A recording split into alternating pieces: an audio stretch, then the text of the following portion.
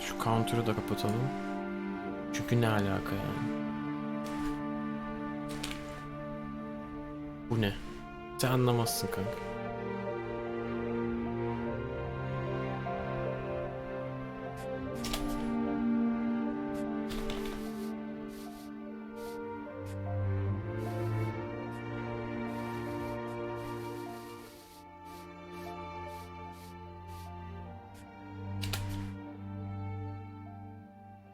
İyi, her şeyi ultra'da oynayabiliyorsak iyi. Okay. Başlayacağım şimdi. 1 dakikalık mola. Çayınızı çorbanızı alın. Muazzam bir senaryo diyorlar. Bakalım neymiş, nasılmış.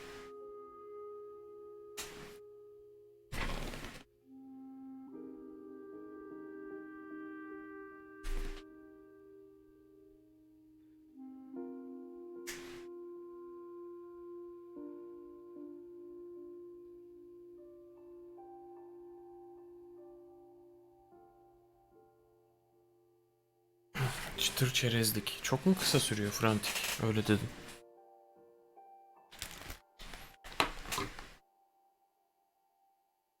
Niye gidiyorsun Dark?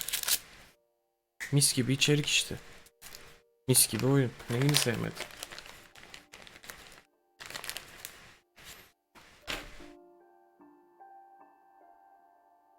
İreli olmayınca izlenmiyorum.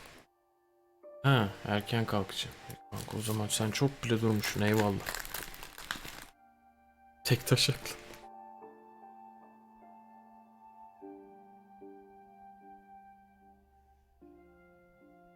Dikpik.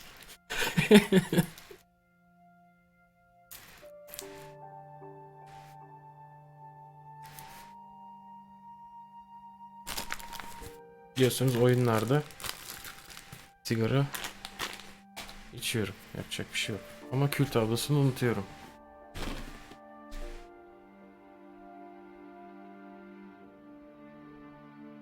Oyunu bölmeyeyim diye öyle bir durum mevcut.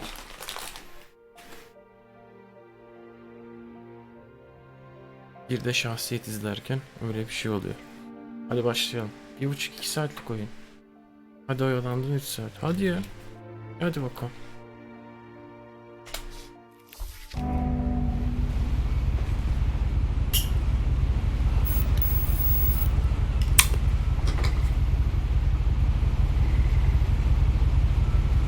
Ne yapmam lazım şu anda?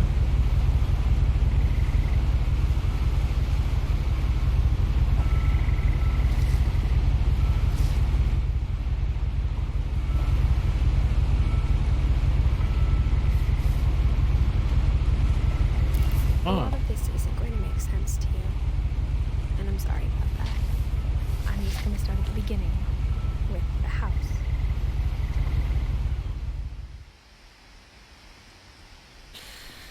Evle başlayalım dedi. Oha, çok iyiymiş lan grafikler. Yayın kasıyor mu?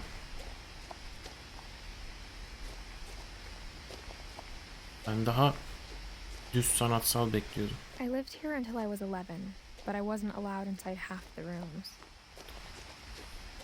11 yaşına kadar burada yaşamış. Sadece odaların yarısına girmesine izin veriliyormuş. Sanki biraz low FPS. 30 FPS zaten oyun. Ama biz düşürelim.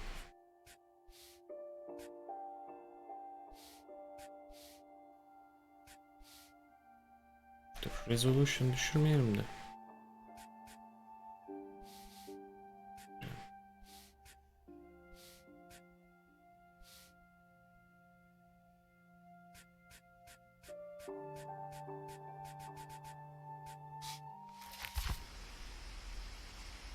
Şu an daha iyi izliyor. Zaten adventure oyunu abi. Inside the mailbox were bills Hikaye from odaklı. 7 years ago, marked urgent, open immediately.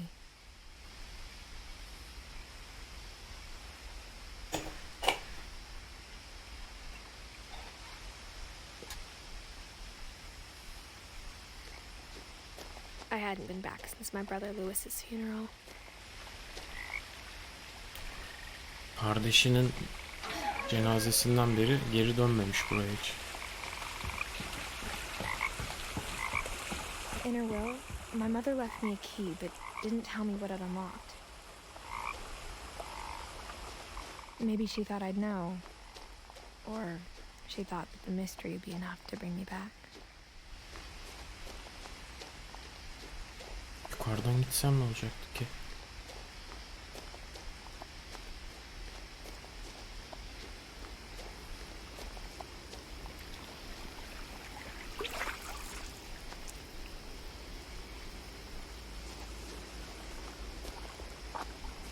The truth is, even after I inherited the house, I never thought I'd come back to it. But now I had questions Oğlum about my kasmıyor, family coming to 27-30 the house and FPS'te the orada answers görüyorsunuz soon. işte. Gayet anlaşılıyor olay yani.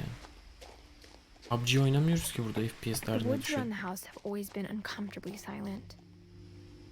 As if they're about to say something but never do.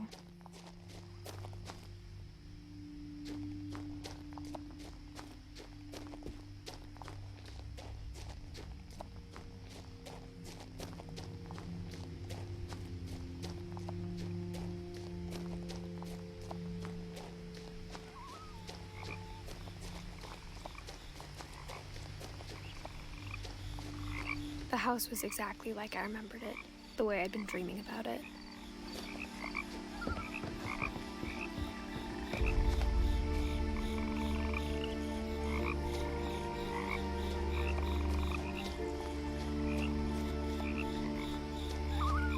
As a child, the house made me uncomfortable in a way I couldn't put into words. Çocukken de onu rahatsız edermiş bu arada zaten.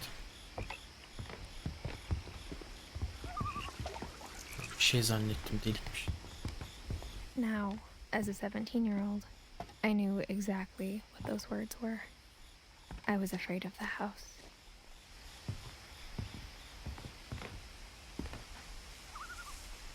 I hoped the key might unlock the front door. It didn't.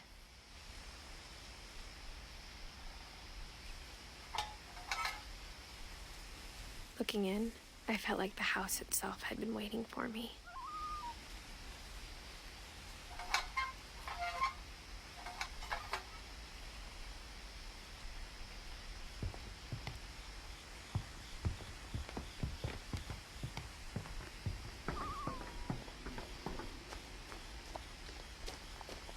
Başı hiç açamayız herhalde. Bodrum katından girme anahtarını falan vermiş olmasın? Bu ne lan? Müzik mi çalıyor bu kutulardan?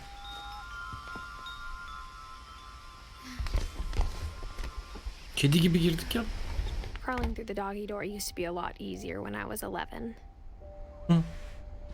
11 yaşındayken daha kolaydı bu işler diyor.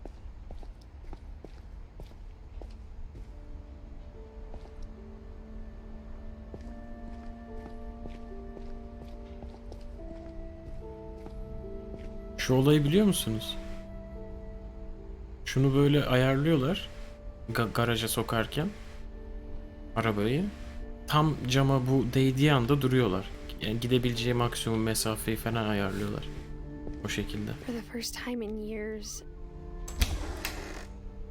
I felt like I was home.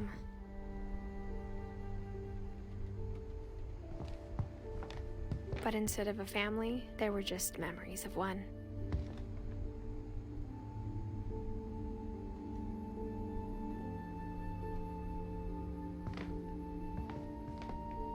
Like how only one restaurant would deliver to our house, so we had Chinese a lot. Sadece bu restoran yolluyormuş onları. Or how after Louis started working at the cannery, we all got sick of eating salmon. Except our cat, Molly. Sardalya Nothing in the house looked fabrikasında abnormal. çalışmaya There was just başlamış. too Kardeş much sanırım. of it. Like a Tam smile, beri deli gibi too many yiyorlarmış. teeth.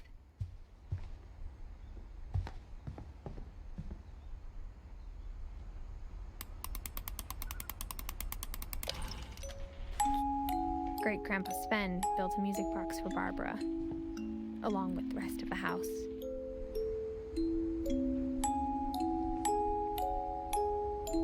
Mom always told me to stay out of the basement, so I wasn't too surprised when the key didn't fit. Annesi bir anahtar bırakmış bunu. Nereye uyacağını bulmaya çalışıyor sanırım. Even the fireplace had a story. Edie told me the bricks came from the original house after it sank.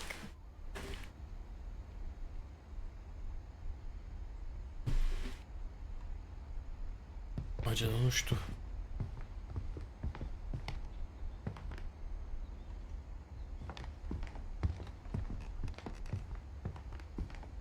The table was still a wreck from the night we left.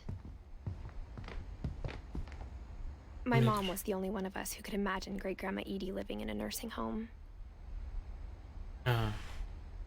Babaanneyi huzur evine yatırmayı düşünüyormuş annesi.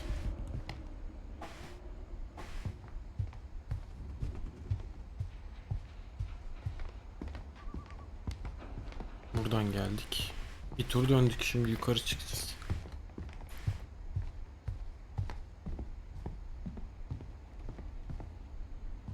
A lot of things got left behind in the whirlwind of that last night.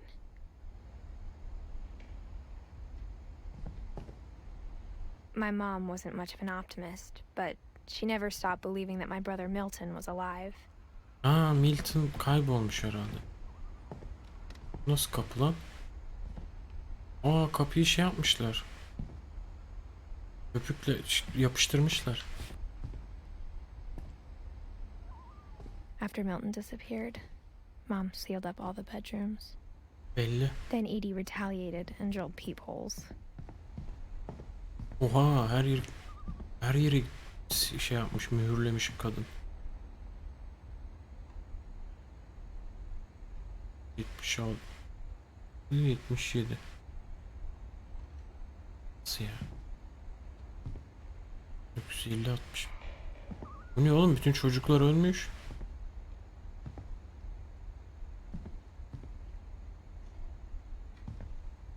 Ay, bunlar da ölmüş. 1917 2010. Biraz çok yaşamamış mı?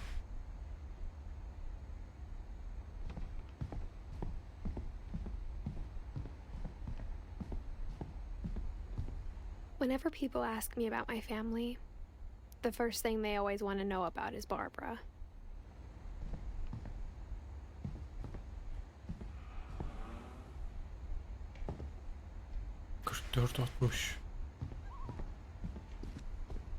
Mom must have locked the third floor stairs on the night we left.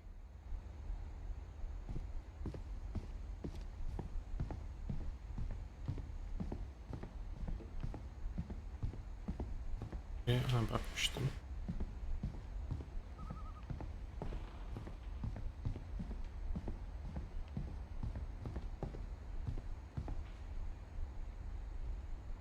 Ha, biri ölünce onun odası mühürleniyor mu? Bu mudur ya? I spent a lot of time playing in Great Uncle Walter's room. Lewis told me there were secret passages, but I never believed him.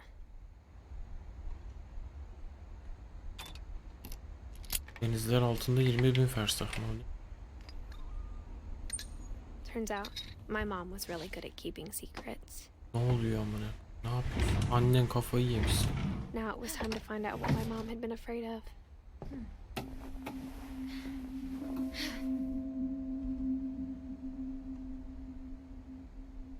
From the paintings on the wall, it was clear my brother Milton had been here before me. Reading this, maybe it sounds like I had a plan, but I had no idea what was behind that door.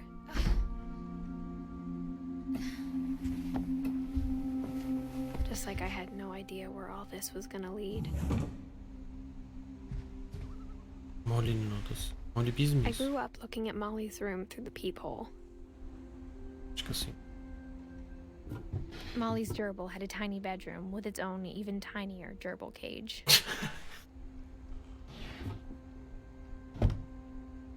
Being inside for the first time, I felt like I'd stepped behind a painting.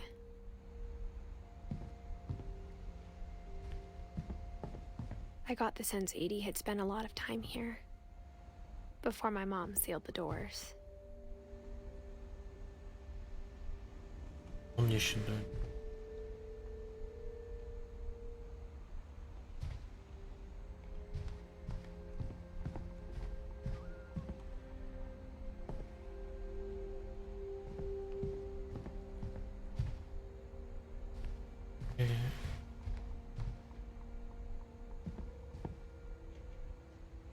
Buralarda bir şeyler yapmam lazım sana.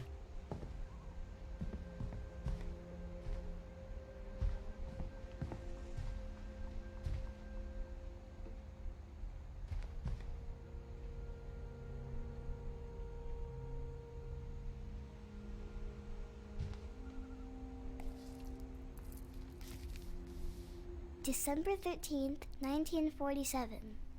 Dear Diary, I'll be gone soon, but I wanted to tell somebody about what's gonna happen. It started when Mom sent me to bed without dinner. I woke up and I was starving, so I looked around for something to eat. The gerbil food was dry, but I didn't mind it. Annesi odasına yatağını aç yollamış küçük kız. Bu da hamsterın avucunu yedi. Hikayesine bakıyor şu an. Biz büyük kız kardeştik sana. Yiyecek bir şeyler arıyoruz şu anda. Ay tuvaletten su falan içeceğiz galiba. Ay diş macunu I kept yiyeceğiz. eating and eating.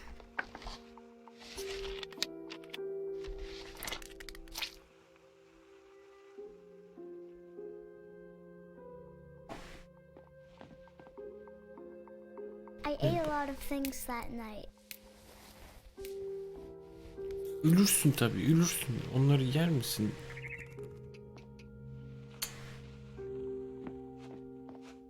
Then I heard chirping outside my window. Onu da yiyek. It was a barn swallow going back to her nest. I reached out for her.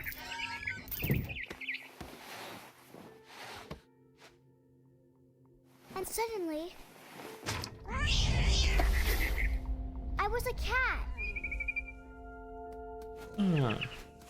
Hayalini dinliyormuşuz.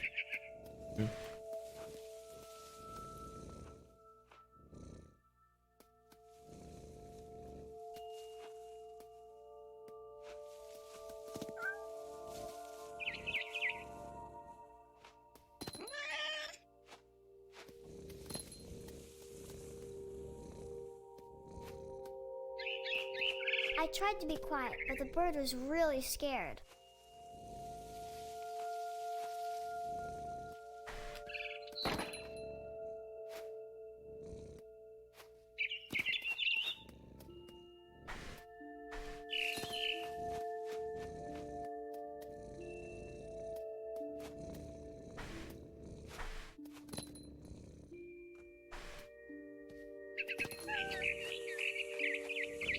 Mom and Dad didn't even look at me.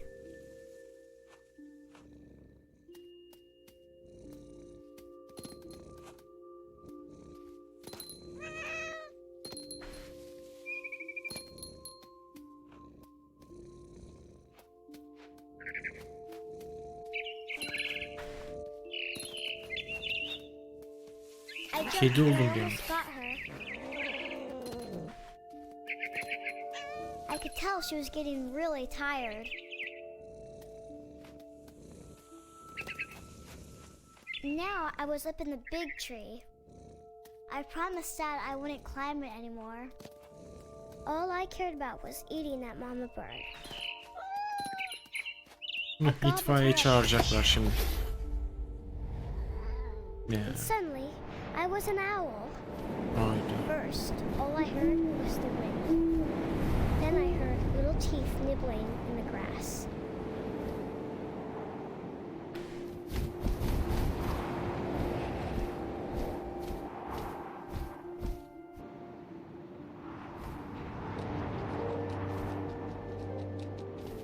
Onun arasına bir gireyim şimdi.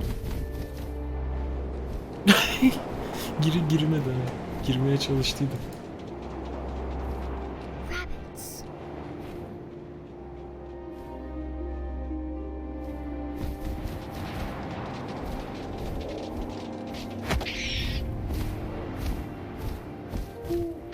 I imagined his face looking up and seeing mine through my talons. Oğlum yazılar hep I farklı yerde swallowed him çıkıyor. up, and I didn't chew one bit.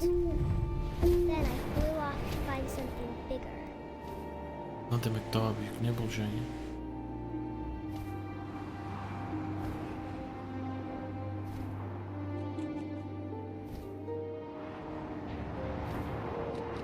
a mama rabbit.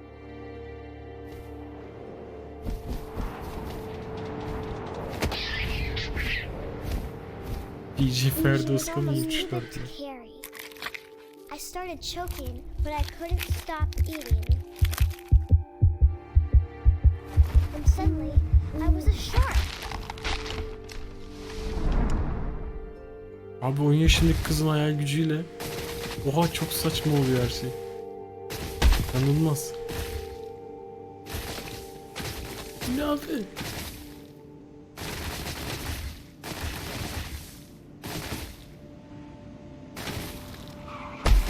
I rolled off a Ula, cliff and yırmağa into the gidiyorum. ocean. Now, I was hungrier than ever.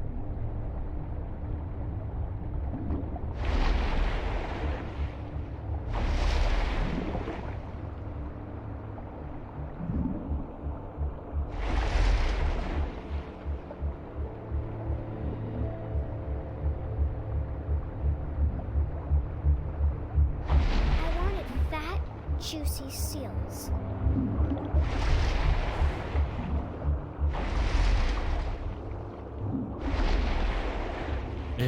Gördüydük. Kapamadık mı? Ne oldu?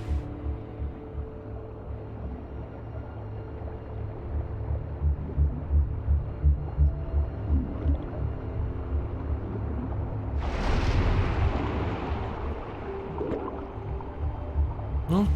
Isıramıyor muyum? Ne yapıyorum acaba? Gelince basıyorum işte aksiyon tuşuna.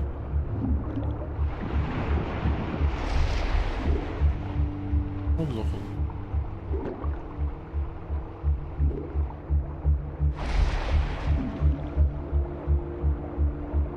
Kamda kalıyor bu kadar.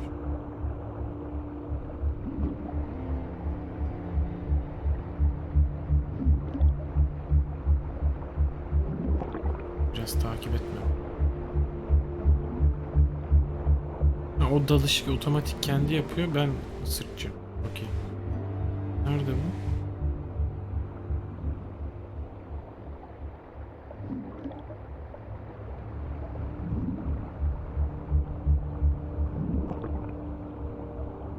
Harbiden hayvan harap oldu.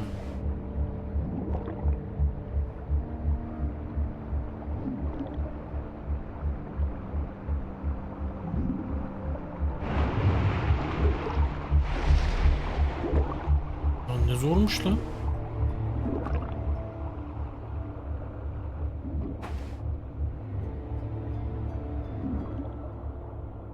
Ne oluyor şu an? Benim nevrim döndü ya.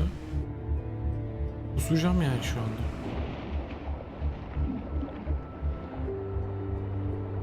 Mouse'la bana kontrol veriyor, bir vermiyor. Bir 2 boyutlu oluyor, bir 3 boyutu çıkıyor oyun.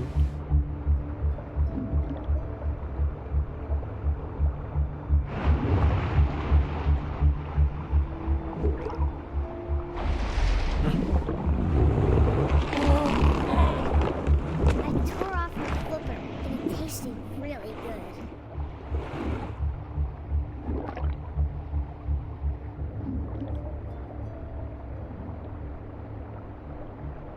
Ne manyak ruh hastası bir çocukmuş bu ya.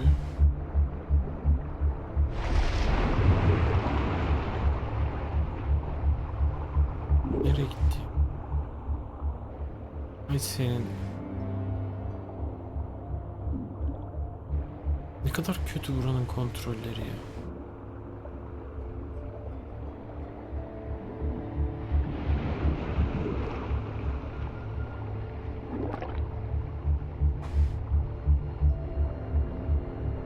Abi neden yukarı fırlıyor anlamıyorum ki. Al işte ne yapıyorsun?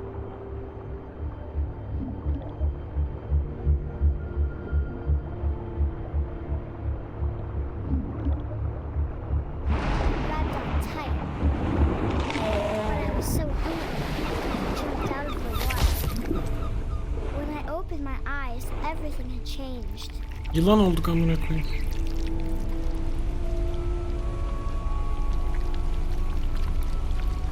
Bu ne, kendime dolandım.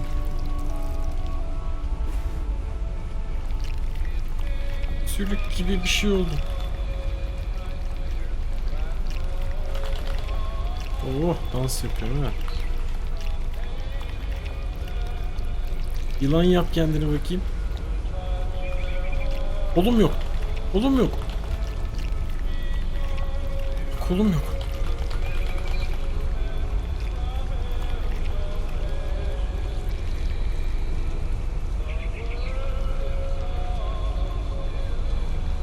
Nasıl gideceğim? Bir sağ bir sol yaparak gitmiyor mu? Oğlum ne kadar uzun bir yılan bu.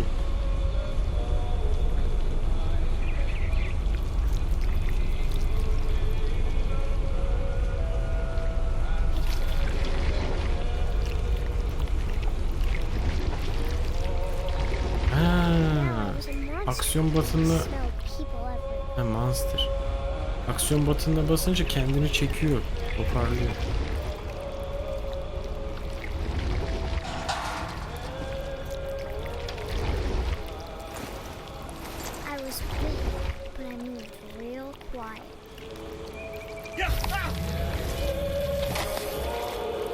Bayıymış kız ya.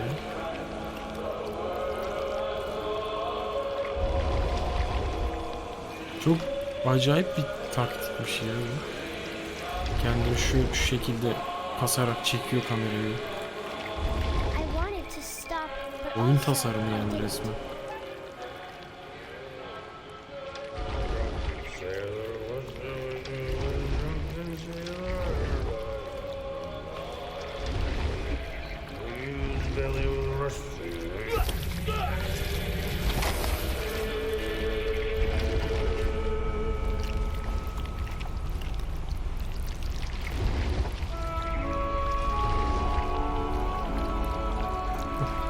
Kendime doğanın düğüm oldum şu anda.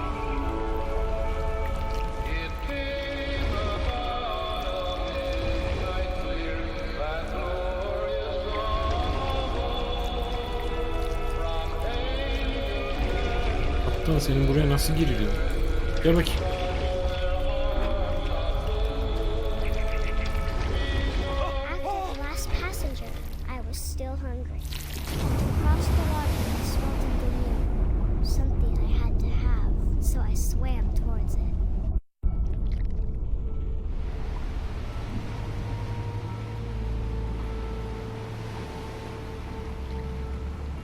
I slithered onto the sand, and the good smell went into an old pipe. Artık kendimi çekmeme gerek kalmadı. Yılan yaptım kendimi şimdi.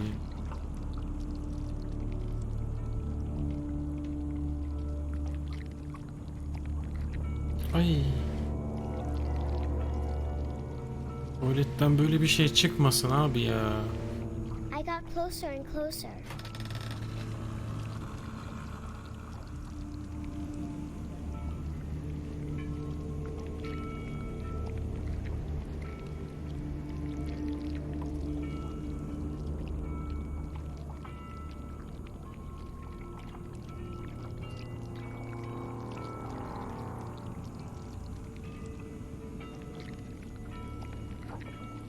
All my stomach started growling. Ne doymadım be çocuk. And suddenly, I was me again.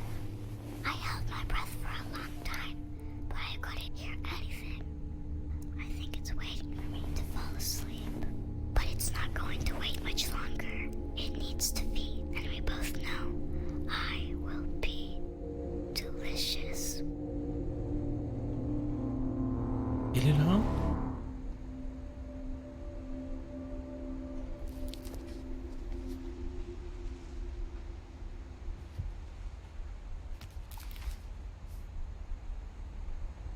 I'm not sure if I believed all of that, but I'm sure Edie would have. Anlattığımız hikayeleri burada çiziyoruz ha. Molly'yi dinledik. Oha, hepsini tek tek dinleyeceksek uzun bence oyun ha. Uzun değil dendi ama.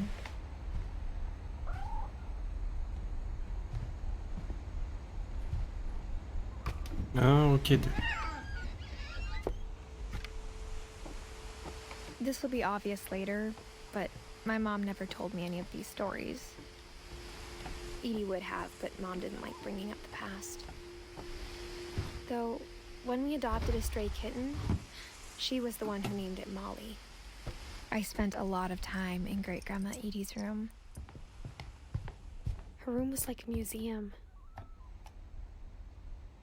For 500 years, the Finches have been famous throughout Norway for their fortune and misfortune.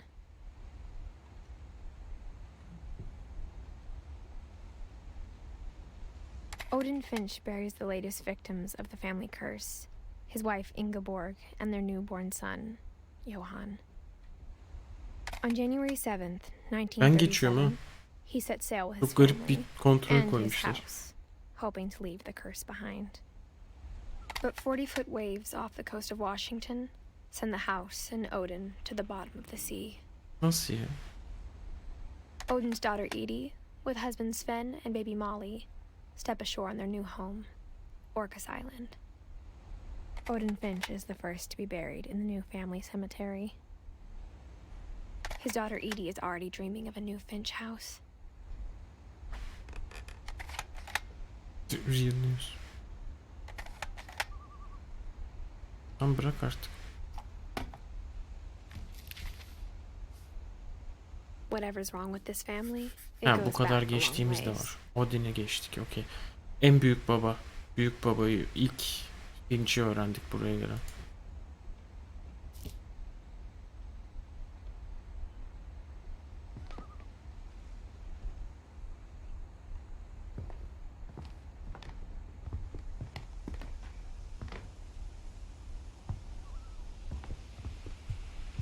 Çok güzel When detaylar Edie var told ya. people Sven was killed by a dragon, she could also have said he was building a dragon-shaped slide that collapsed. She could have, but she didn't.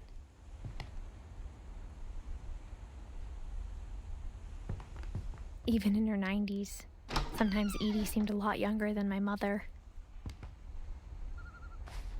Nasıl bir halı burayı böyle doldurmuşsunuz bütün banyoyu? Bununla mı yıkanıyorsun? Klorakla.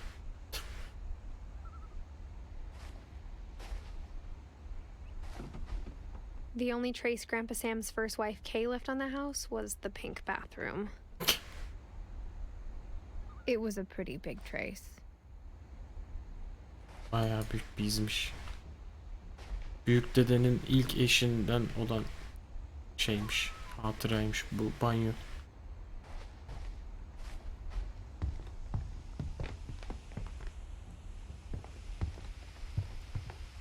Edie gave a big interview about a mole man living under the Finch house.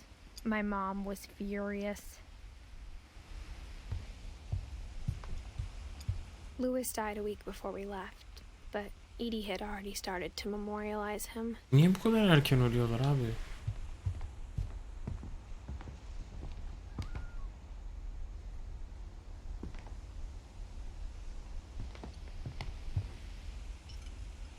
Bakacağım herhalde. Yok.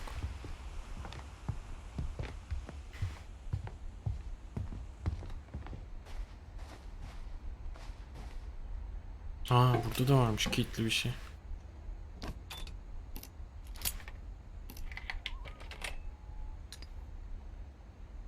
Oğlum gizli kapı mı var gene burada da?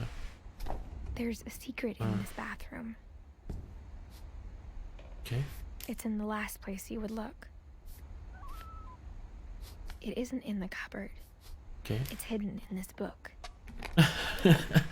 Güzelmiş lan.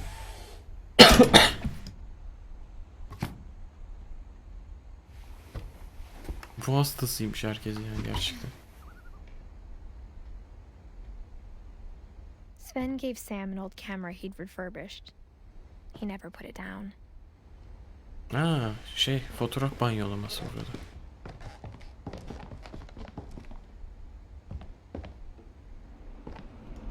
Sardı mı nasıl? 18 kişiye düşmüşüz ama yine de iyi. Save alıyor. Boss gelecek. Kaçıyorum ben. Geri kaçıyorum.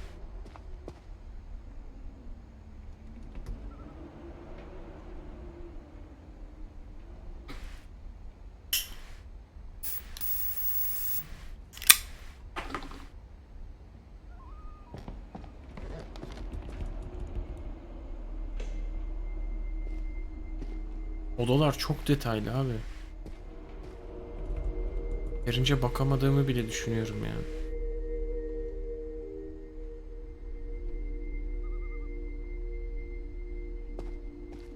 Calvin'in odasına çıktık. Lord Calvin, Fort Calvin, Lord Calvin. I knew Grandpa Sam had a twin, and that he never talked about him. Ay. I guess my grandpa didn't like history any more than my mom did. Aa.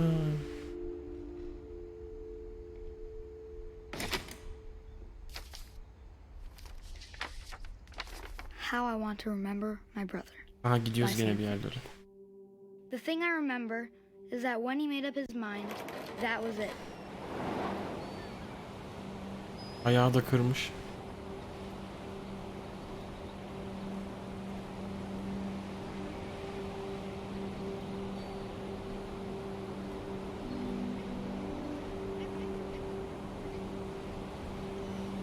Ha, ileri geri yapacağım. Ben de bakıyorum havalı. My brother said he'd die before he ate another mushroom. And he did. Uçarım ha At oradan da. Barbara's funeral, we swore we'd never be afraid again. And he wasn't. I think Calvin always wanted to fly.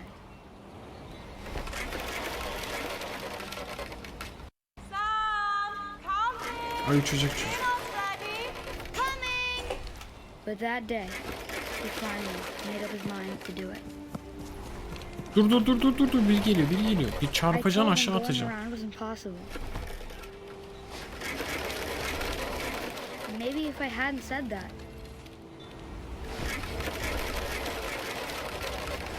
I'm not gonna tell you again.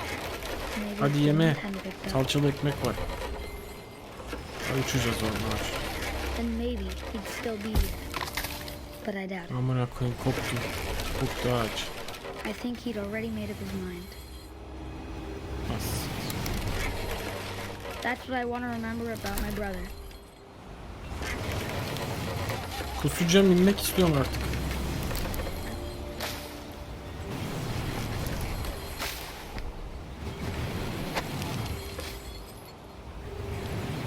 Gerildim. O siktir. Free fall yaşayacak çocuk.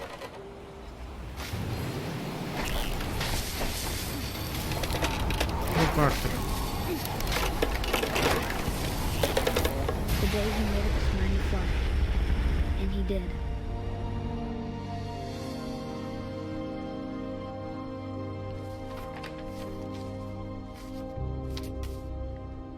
Uçmuş çocuk gerçekten.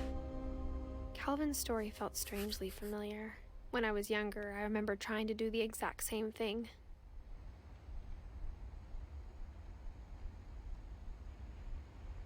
Sen çocuğa bu kadar astronot aşıla salıncakta yörüngeye girsin sonra işte. After the funeral, Edie roped off Calvin's half of the room.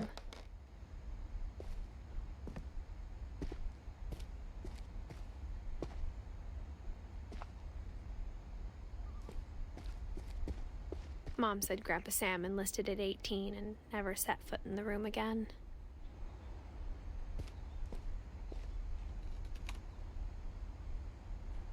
Dışarıda da çocukmuş.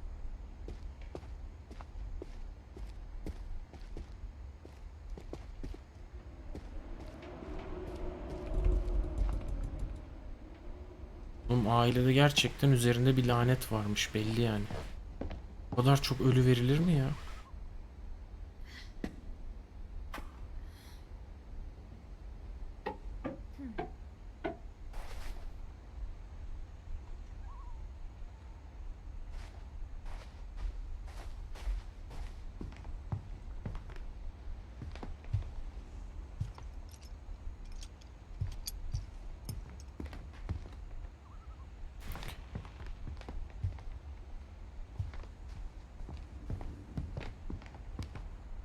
Buradan kilitli.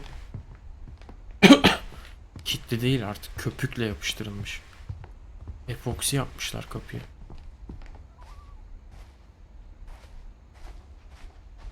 Orada mı kalacağım geri? Ben oradan çıkamam ki.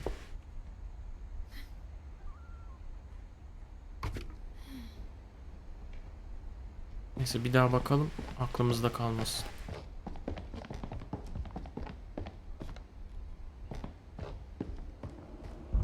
Belki camdan çıkarım. Ya burada bir şey varmış.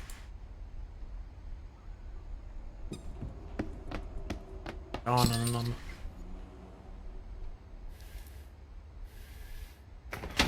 Normal değil gerçekten.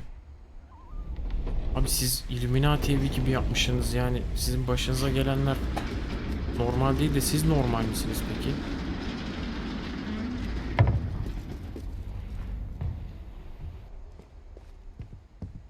The passages were a pretty tight fit. They'd obviously been built for smaller hands and bellies. Peki öyle de bu şaraplar neden burada? Ha, çünkü burası başka bir şey.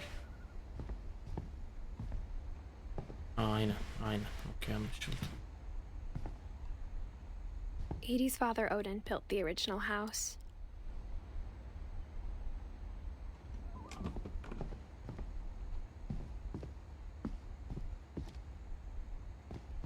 Buradan çıktık ya lan.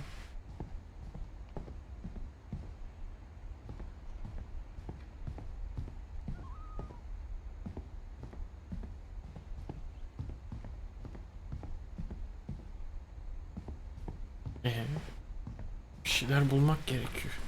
Her şey bu evde belli ki. Bu kapılar hep kapalı. Kapalı. Kapılar hep kapalı. Güzel laf abi. Şuradan buradan bir yerden geçiliyordur kesin.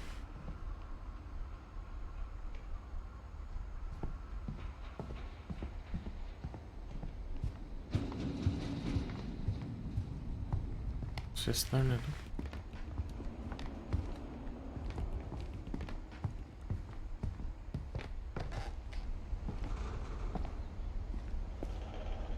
The power had been turned off the night we left. Bir zahmet elektrik olmasın ya. 2010'da yapmışlar.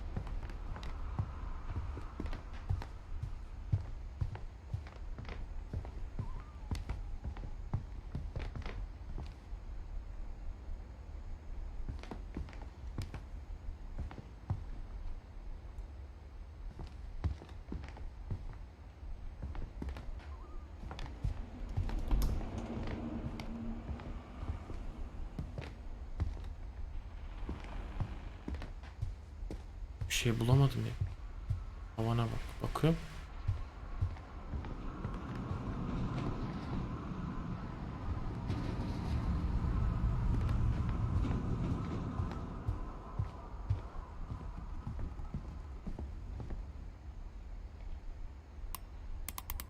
Çalmıştık ama.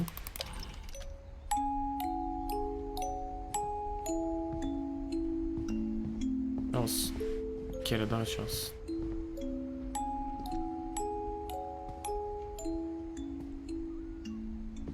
Banyolu odaya dönsene. Kanka orası çok uzakta kaldı be artık.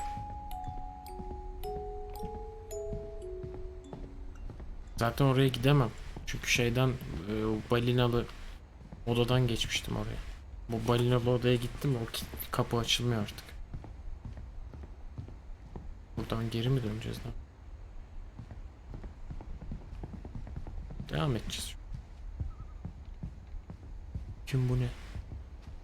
Ah. Askıymış. Growing up, I always thought of Barbara as a child star. Oy. İrkilmedim değil, bu nedir ya? I never thought about how hard it must have been for her afterwards.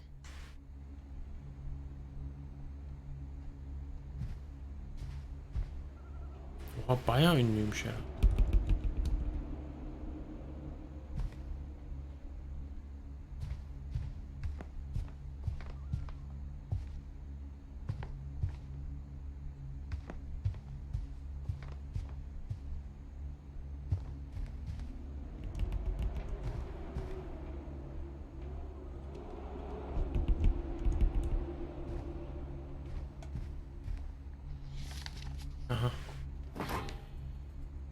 all the stories people wrote about Barbara's death, I'm surprised Edie saved this one.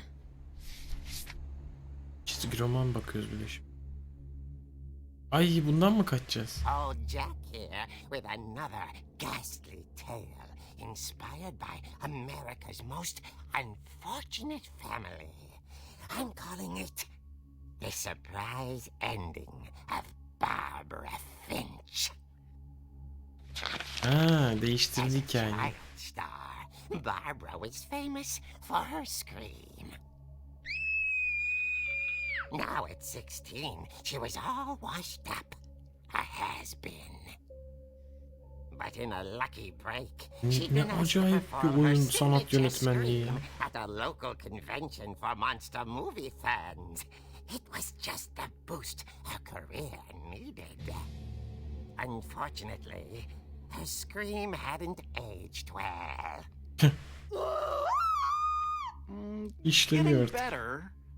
I think you just need the right motivation.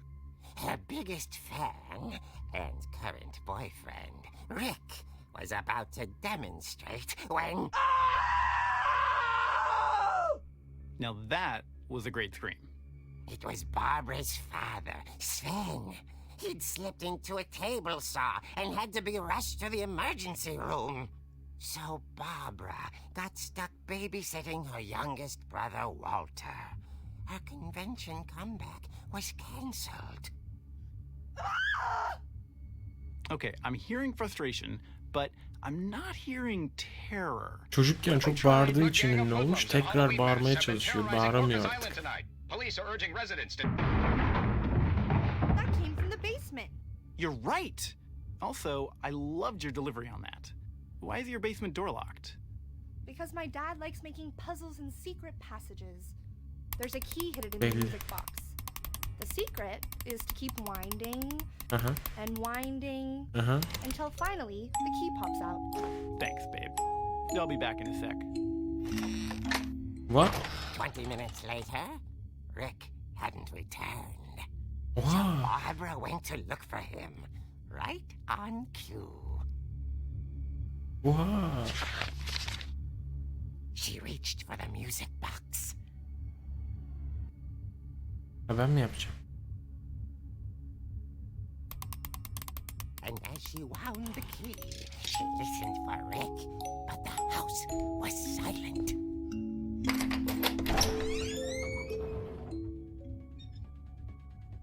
Abi müziğe bak. Exorcist müziği.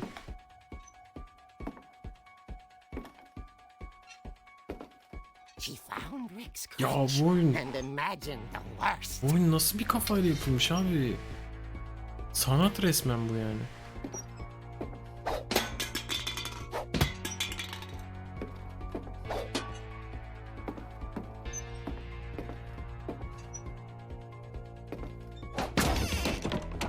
The gang's leader is the infamous Hookman killer, Dr. Carl Hamill, who impaled and then ate his family 10 years ago tonight. Sikiyim, ne diyorsun?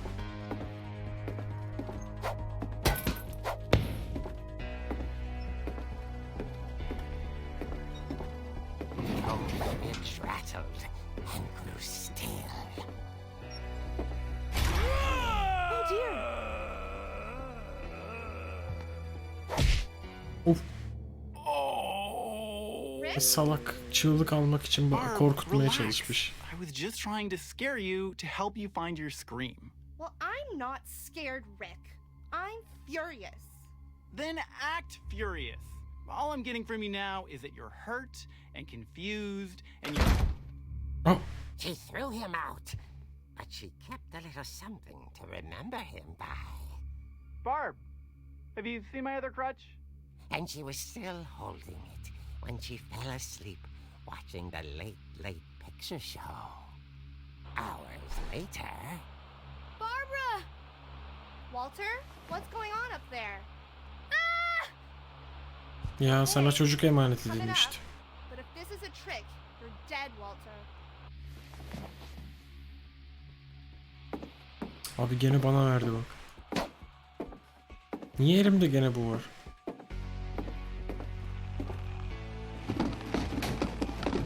Aman.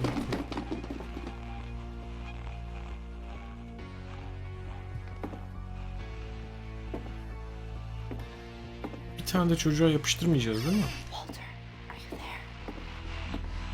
Walter had vanished, but his bedside radio was still on. Orcas Island police describe the man as 6 feet tall, with a steel hook for a hand. Residents are urged to lock all doors and windows and notify the police of any suspicious activity. O siktir. Barbara turned, saw the hook man, and Kaç geldi? was speechless. He was quite smashing.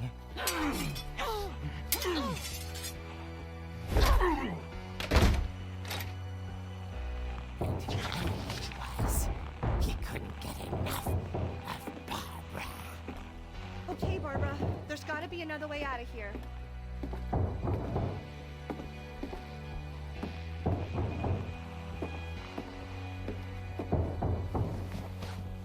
That night, she played her part beautifully.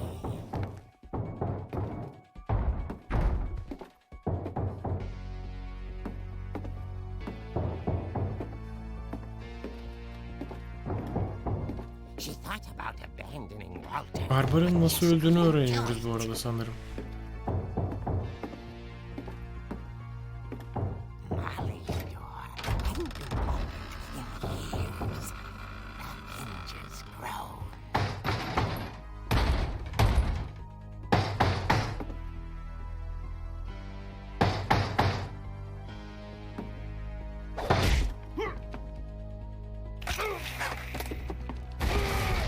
He wasn't moving, Wow. but she sensed the story might not be over yet.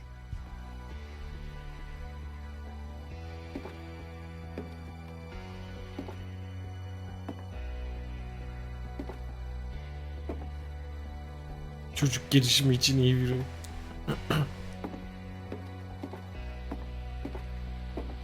Ana yok. Had vanished. She listened for his breathing, but all she heard was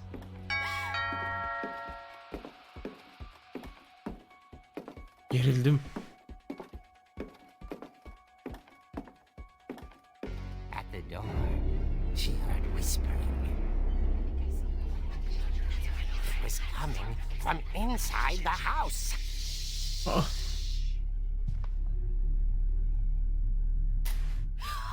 Oh dear.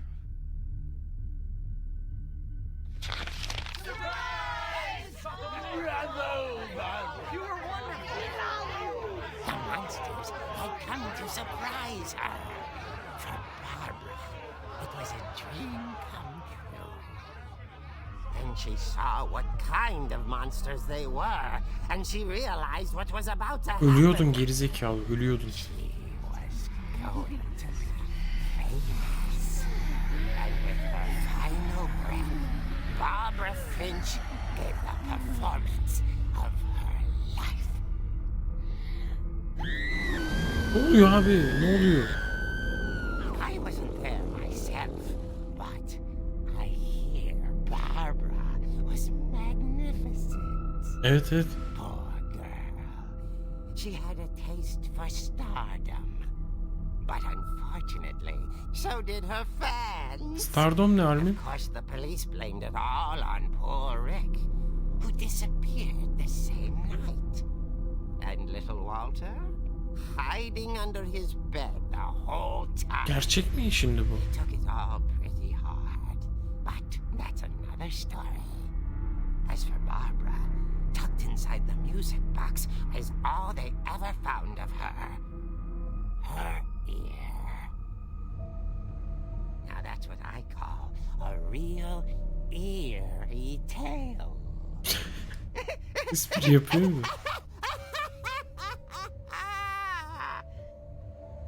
Ben sordum da geçti. Stardom ne demek dedim.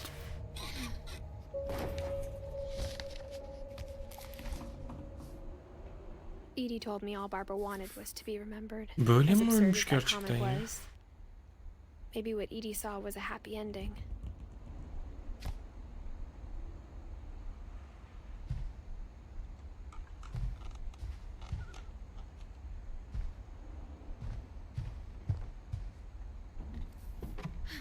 Hayda. I guess now I know why Mom didn't like me playing with the music box.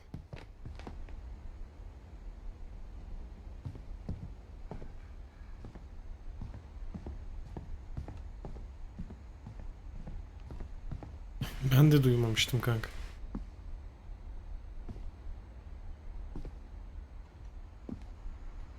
Sürpriz değilmiş işte kanka.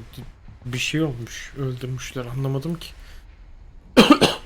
Yani realistik mi fantastik mi işlediler anlamadım ama eve gelince ölü bulunmuş işte. Sanırım o aralar aranan bir şüpheli mevzusu varmış.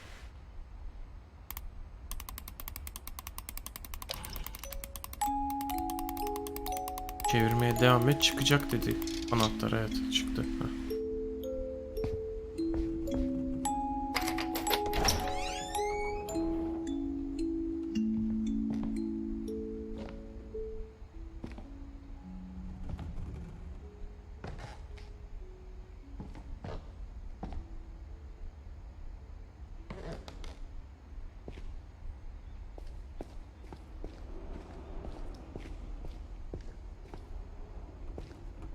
Mom said the basement was off limits, unless I wanted another tetanus shot.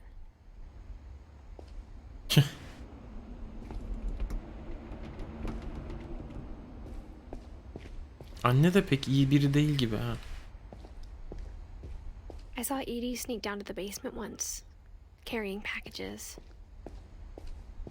I thought maybe she was hiding presents.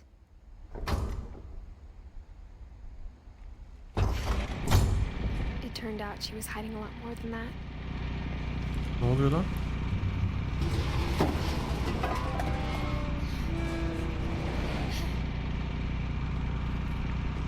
I remember asking Mom once about where Walter had gone.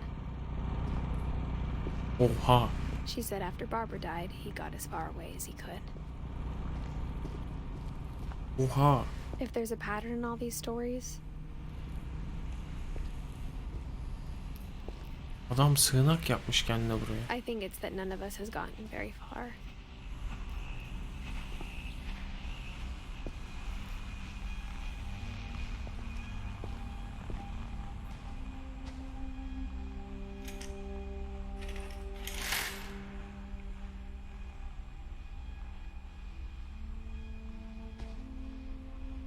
Abi gerçekten shelter yapmış adam kendine.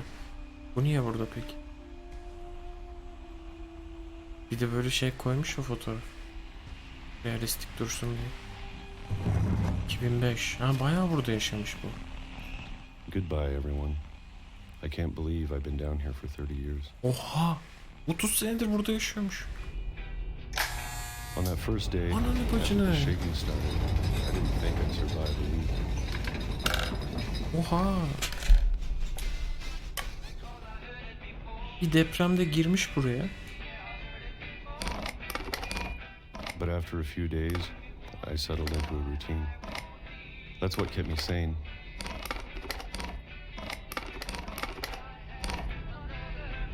Having a schedule, living for today.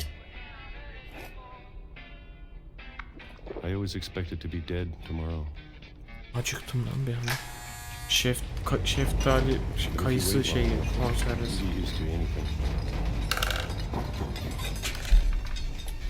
Oha 10 sene geçti. 10 sene sonraki şeyde depremde gene. Deprem oldukça oldu diye girmiş adam oldukça da çıkmamış. Alışkanlık edilmiş. Even a monster on the other side of the door starts to feel normal. Almost friendly.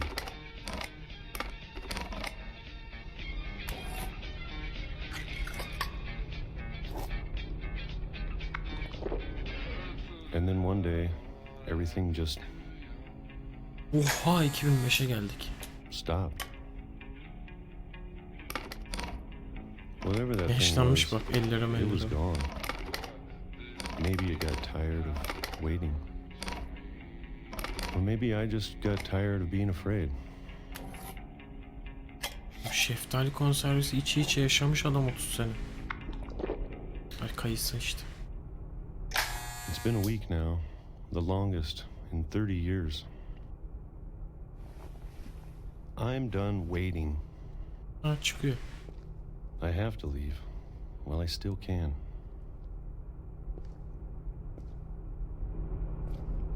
Ha, buradan çıkacak. Bakayım, sen ne ruh hastasıymışsın. Ne yaptın ya? Shelter yapmış herif gerçekten.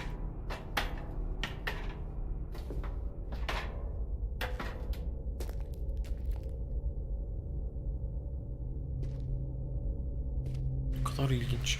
I know it's out there. Ölüm somewhere. tasarımları ya. Neyi arıyorsun acaba? Whatever killed Barbara and Molly. Ha, lanetten kaçıyor ölmemek Calvin. için. Okay. Maybe this is all a mistake. Kafayı çizmiş herkes ölünce bu. But I need to stop living the same day. Even if it kills me. Sanat ya, resmen oyun. Kafayı yemişler oyunu yaparken. Whatever's out there, I want you to know I'm ready for it. I'm going to appreciate all of it, especially the food. I don't mind if I only have a year left, Ay, tren gelecek değil mi şimdi? or a month, Ben or a single week. şu I'd be yoldan happy çıkayım da. with one new day. I can already imagine the sun on my face. Ya geri zekalı. Ben ölmeyecektim. Ah Walter ah. Dışarı çıktığın an öldün. Walter died when I was 6. I can't believe my mom never told me he was down here. Azıcık kenara geçsem. Ben geçecektim Walter'ın. Bok yoluna öldün.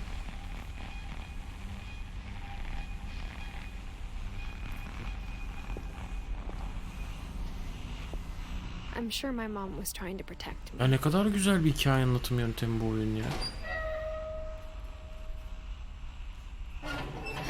Neden bu kadar ödül aldığını anlayabildim şu anda yani oyun.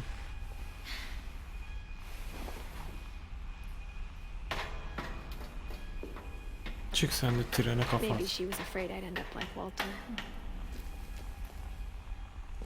But if she never told me about an uncle under the house, Değil mi? Aynı yerde Front. I can only imagine what else she was hiding. I don't want to make the same mistakes she made. Ay hep buralara atmış çöpünü, pisliğini, kakasını, makasını. 30 senelik kaka var ha orada. Trying to bury something that's still alive.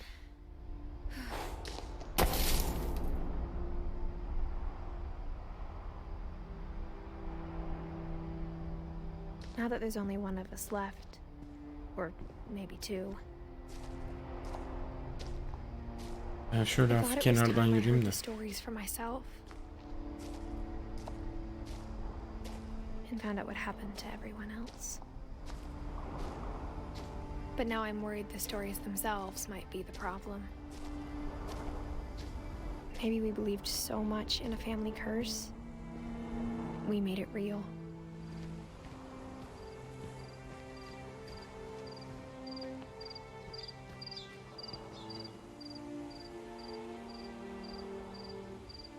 Nasıl ya?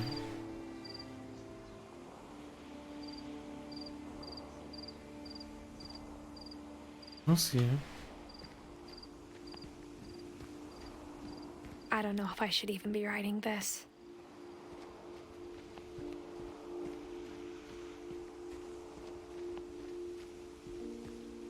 Tam 30 sene yaşamış da 2005'te çıkmış, ölmüş. Bunlar evi 2010'da terk etmiş. Şu anda sanırım yani bir 10 sene sonrası falan herhalde. Maybe it'd be better if all this just died with me.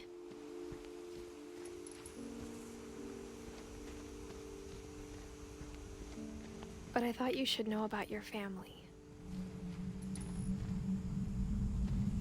Bilemedim. Nightmare. Tren gibi durmuyor yani. Yani ne alaka And the orada history tren boşluğa you're a çıkıyor. part of.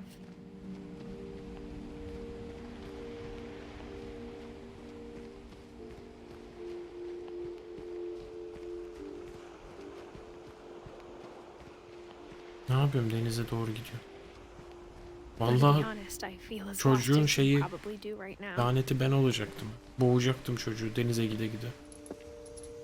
I think the people in these stories believed them, for what that's worth. Değil mi ya Matilord? İnanılmaz bir oyun tasarımı var.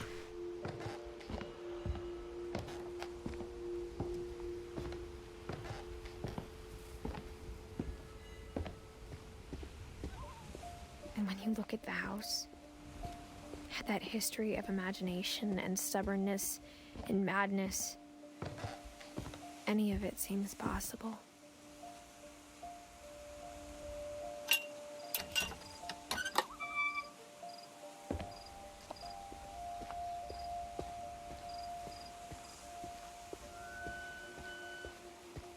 I think we've been surrounded by death for so Evle long. bir we've işimiz just kalmadığını gotten used to düşünüyorum. it.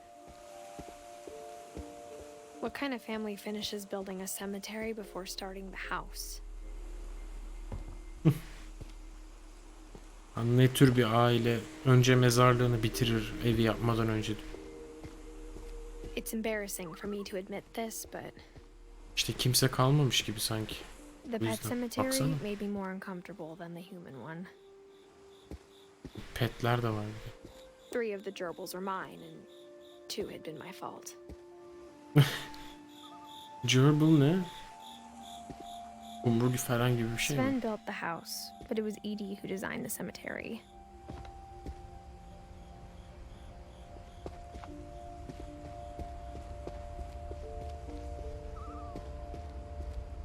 Bir daha bakacağım şeylere. 37, 47, 50, 61, 15, 64, Eddie, Walter, evet biraz önceki.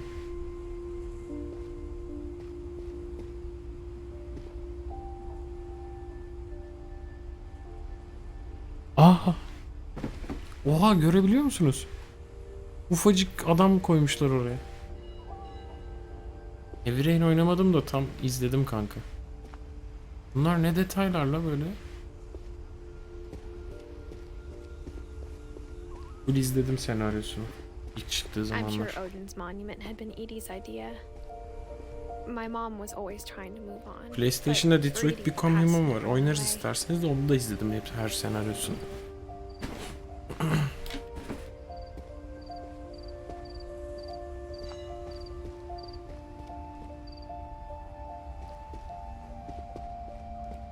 She could see it poking out of the water at low tide.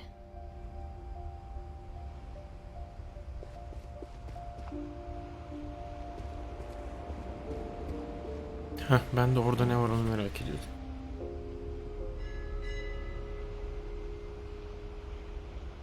Edie said she dreamed about the old house every night. Yani bu su basan, büyük dalgaların yıktığı evleri.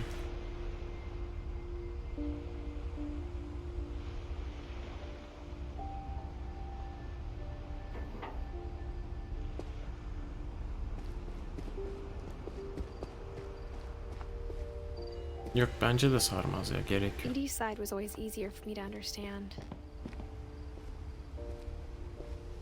But the older I get, the more I can see where my mom was coming from. Bir dolu güzel oyun var abi. Detroit'e mi kaldık? Baksana şu oyuna. Bunlar neciydi? Milton ha. She lost 2 of her brothers, just like I did. I get why she tried so hard to protect us. There's so many things I wish I could ask my mom now. Part of me thinks this is what she wanted all along. For me to come back someday and find everything out for myself.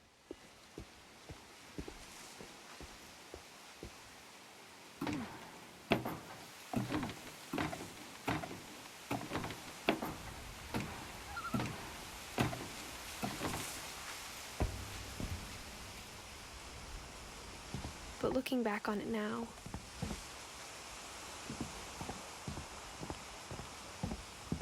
if she told me there was going to be eve so geri much dönüyor. climbing, I never would have come when I was 22 weeks pregnant.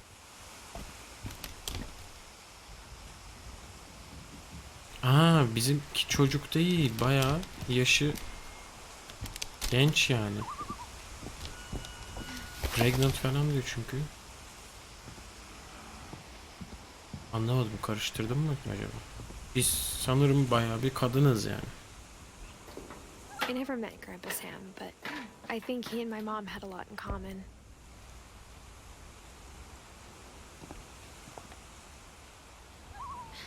O ne ya, ayı? They were both pretty intense. Sam spent his life shooting photos, but Mom said he got nervous being in front of the camera. I guess we're all afraid of something. Ha. Eski savaşçı, yeni avcı, Marin, evet. 1950-83. Ne görmüş? Vietnam görmüş ha.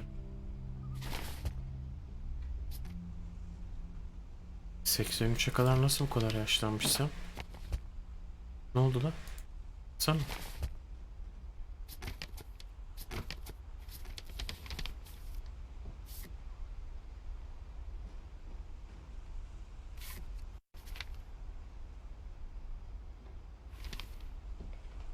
Anlamadım o kısmı benden ait.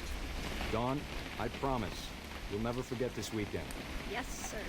These memories are gonna last a lifetime. Am I gonna have to shoot anything? Perfect. Oha. It's gonna rain the whole weekend, isn't it? Bu arada ne zaman çekersem orada I will never fotoğrafı forget this oluşturuyor weekend, ana Dad. olarak. That's the spirit. Burada çok değişmiyor. Okay, got it. I'm gonna take some pictures, okay? Just be careful. That camera's older than you are. Aw. Pardon. You're right, Dad. It's starting to clear up. Still freezing, though.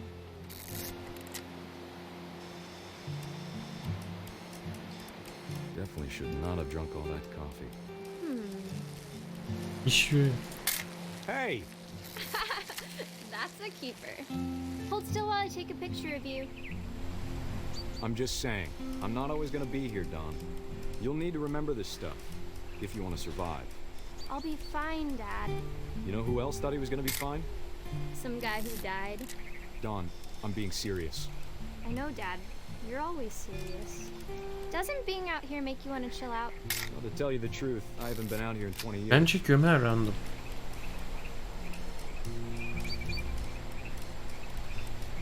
Ben sanat fotoğrafı yapmaya çalışıyorum şu anda. Last time I was with my brother Calvin. Man, that was a great trip. Your grandpa Sven taught us how to fish, how to build a fire. We found an old logging trail. There were deer everywhere. I bet if I could remember where that trail was, we'd spot a buck for you in no time. Dad! Good eyes, Dawn.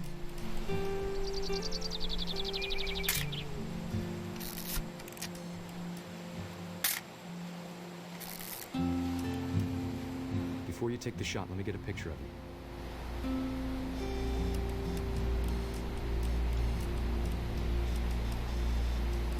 Ne dedi? Ne dedi? Dikkat etmedim. Nereye çekeceğim ya? Ha, Dad, I... Just breathe. sahne Turn off your değişmiş. imagination.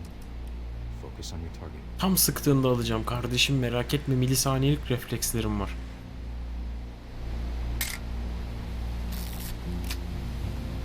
Let me get behind you. Bir sigara içeydim ya. Oyun öyle bir sardı ki duramıyorum. Dawn, you don't have to do anything. But if you want to survive, Dur ben sararken bakayım sıkacak mı? Panik olup keep sıksa ya. yourself squared up, elbows down, like we practiced. Whenever you're ready. Sık lan. Sık lan kafana.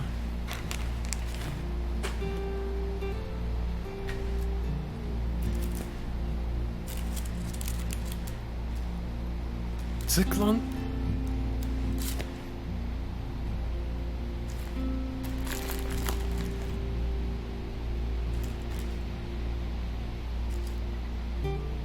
Sıkmıyor çocuk. Götü yemez bunu sıkmayı.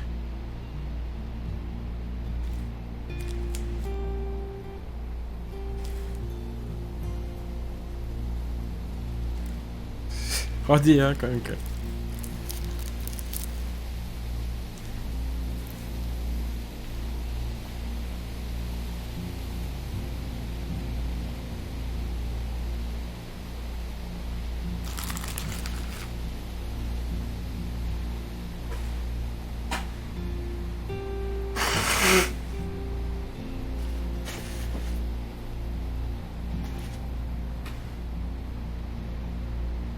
Sık.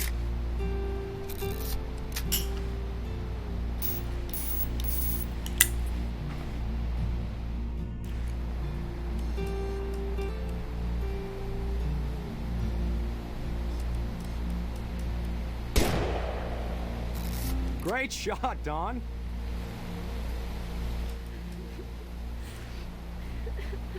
Heh, üzdün kız. Ha bir de gidip ağlayan kızın fotoğrafını çekiyor ya. Eziyet etmiş kıza resmen. I'm proud of you, Don. Always remember that. Kızın Okay? psikolojisi bozuldu o anda. Oha, şu an adamı kontrol ediyorum. Sorry, Don. Just gotta reset the timer. Aa. Mevzuya bak. Timer kurmuş. Yetişemedim aval aval gezinmekten. Sabaha kadar ağlasa ya çocuk yetişemese. It's twitching. I think That's it's totally normal, Don. Just focus on the camera. Try not to think about. Dad! Wow.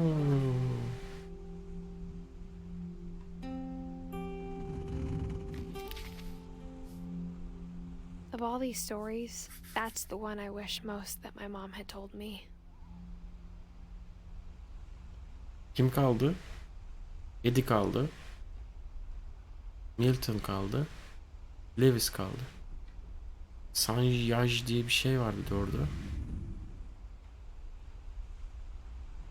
Ingeborg, Kai. Onlar ne bilmiyorum. Sven de var. Sven'i gördük. Ama Sven ayrıca çizilmemiş. Neyse.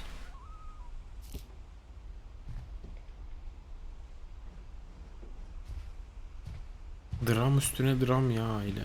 Gerçekten lanetliler yani. Instead of hiding from death, Sam seemed to go out of his way to meet it. Biraz öyle olmuş.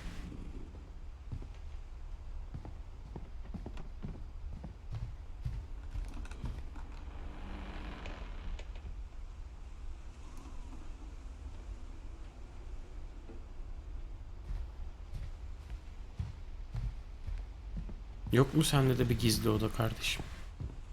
Sanki bura çok gizli oda gibi duruyor. Geçiş şeyleri falan. Var tabii ki. Normaliniz yok ki evde amına koyayım.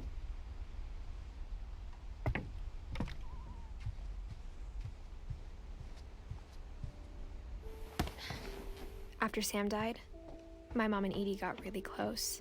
They'd both lost a lot. Ha şeyini odasına çıkacağız herhalde. Bas lan.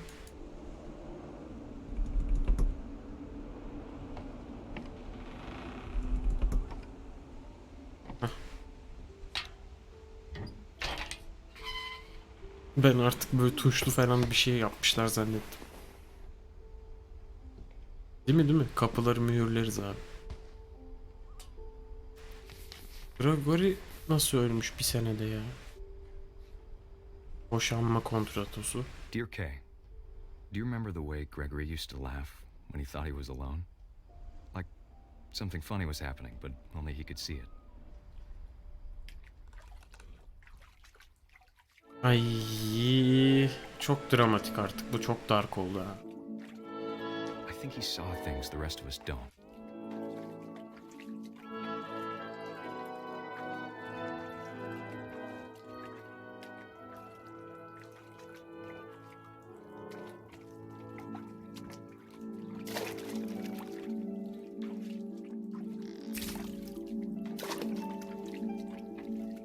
Ha, kurmacalıymış.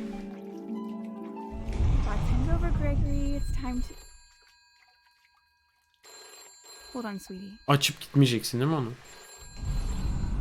Hello? Sam, I told you I don't want to talk right now. Ha, kurbağayı kontrol ediyorum şu anda. I wonder what he saw.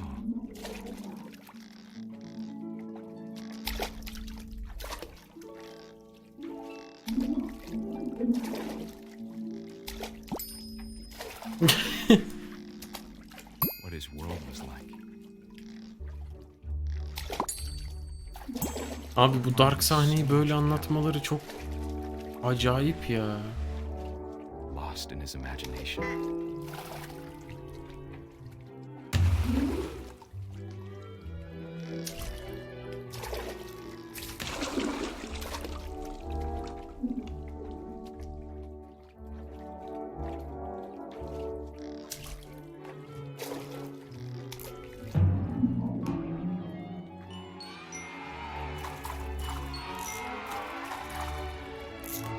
Aa, kafayı yemiş oyun, artık iyice sanat yapmaya başlamışlar. I know how silly it sounds.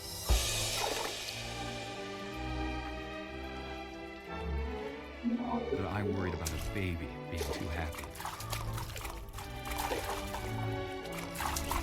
But I could feel him slipping away. Ay, şeye tıklarsan. Sorry about that, Gregory. Ha.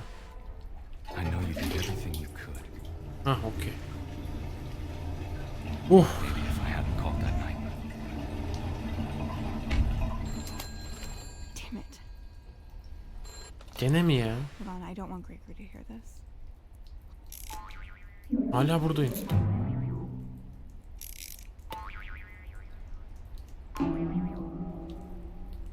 Ha işte, korktuğum buydu zaten.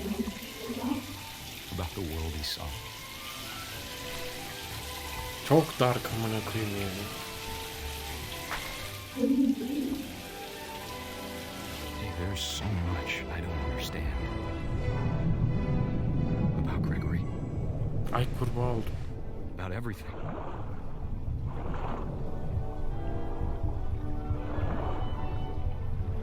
Kanka erişip açabileceğini düşünmedi. Adam da diyor ki nasıl bunu başardığını falan hiçbir zaman What anlayamadım diyor. happened wasn't your fault. Ay, sikeyim.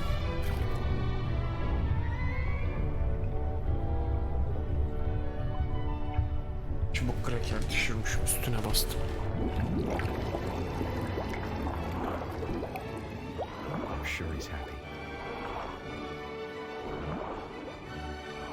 And he'd want you to be happy too. Good luck, Kay.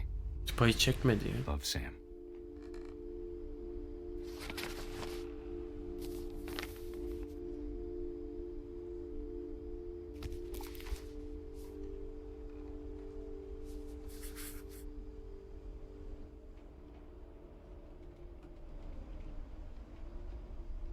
Çekti, geri taktı herhalde abi. Bilmiyorum.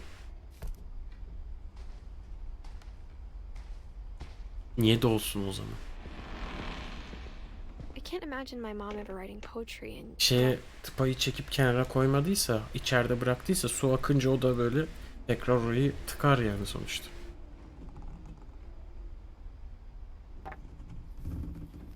A poem for Gus, who always said the wedding was a bad idea. Our father never hit us kids, at least not very Aa, hard. uçurtma. Before the day my brother said with teenage Aa, uçurtmayı disregard kontrol that ediyorum he'd şu an. be dead before he'd see a wedding in our yard.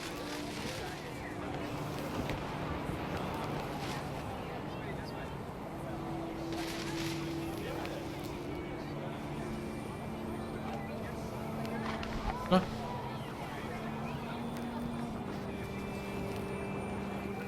My father made him come, of course, but Gus stood far apart, just flew his kite and bottled up the storm inside his heart. Yıldırım çarpacak deme ya. O kadar da değil ya. Nasıl alacağım ben onu? I tried to talk him out of it, but though he'd never met her, we don't need a stepmom were the words that I now pronounce you husband and wife. You may kiss the bride.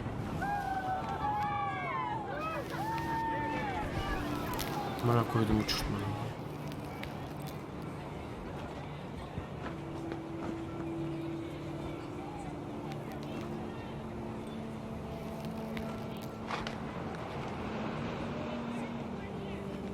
Tabii her hikaye ayrı bir gaming mekanik eklemişler resmen.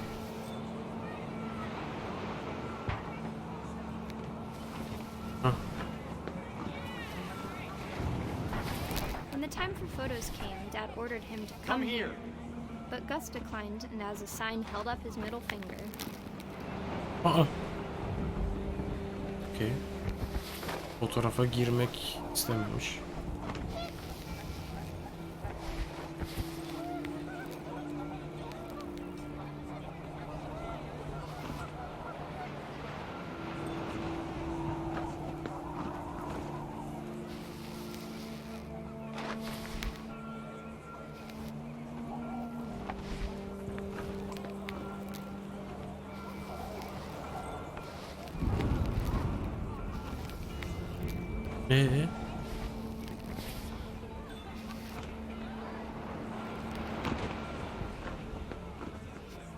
Burada uçurdum zaten.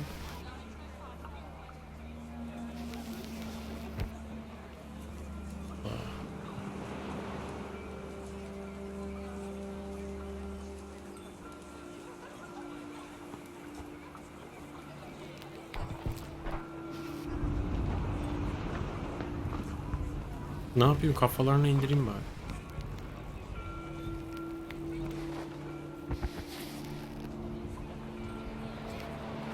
Niye ki şunu?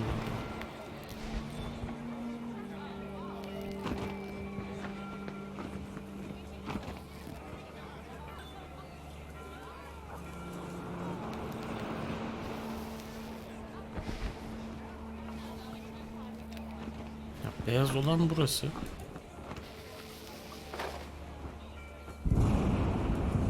Yağmur geliyor.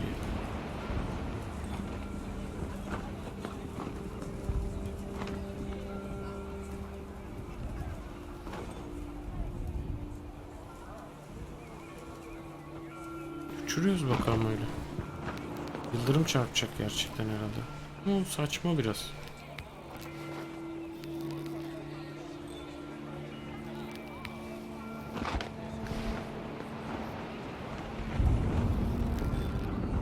Bir şey yapmam lazım ama. Basabileceğim her şeye basıyorum.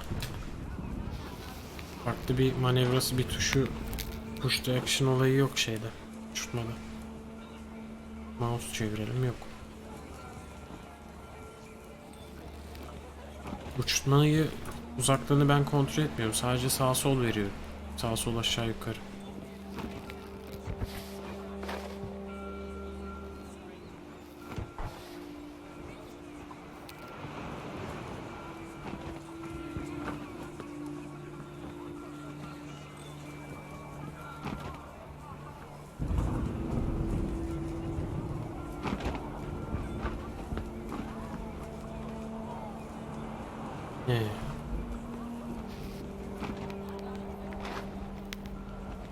Gerçekten bulamadım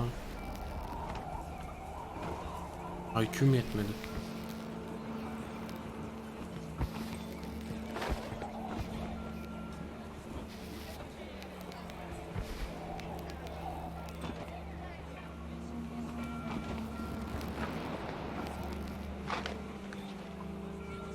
Uçurtmanın rüzgarı değil.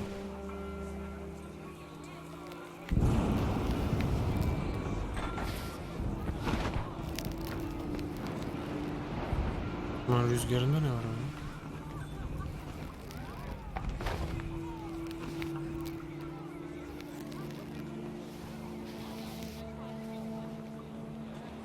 The wind picked up and panicked geese appeared and quickly went.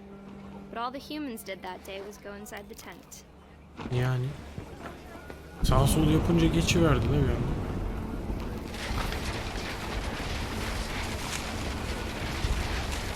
The rain came down in buckets then, but no one seemed afraid that nature might destroy the tent our dad had crudely made.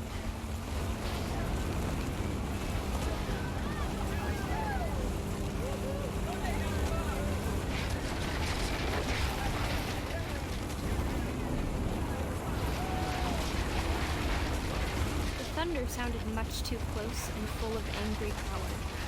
While my father said this was make the music louder.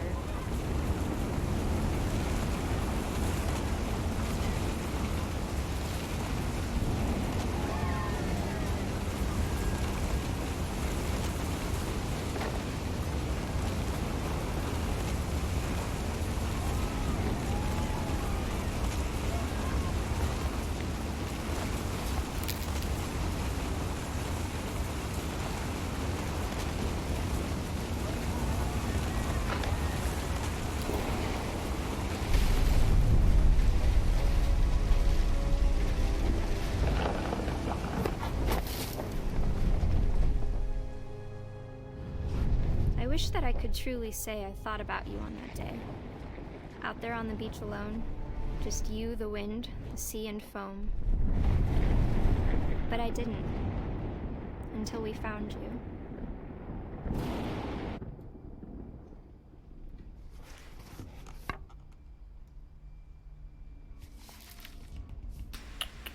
She never talked about him, but Mom told me once if I was a boy, they were going to name me Gus. Kaldı 2 kişi.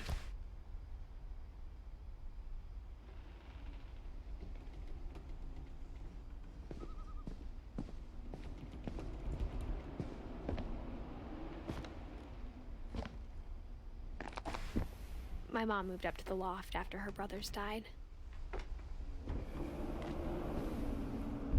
At the time, it was as far away as she could get.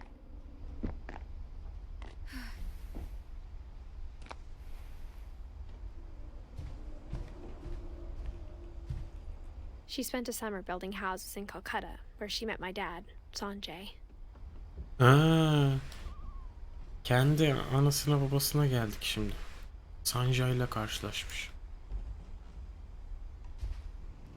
My mom moved to India a week after graduation and got a job teaching English. Nesi Lewis was born a year later. Hindistan'a gitmiş İngilizce öğretmenliğine. Kardeşi Lewis o zaman doğmuş. When my Sene dad sonra. died, I don't think Mom knew where else to go. Baban nasıl öldü? I'm sure Edie was happy to have her back. The house had to get a little bigger, but Edie was used to that. And for a while, Banlanmış Soşa ya. things were good. Öyle duydum. Almost normal, Tam olarak nedenini anlamadım ama. but it didn't last.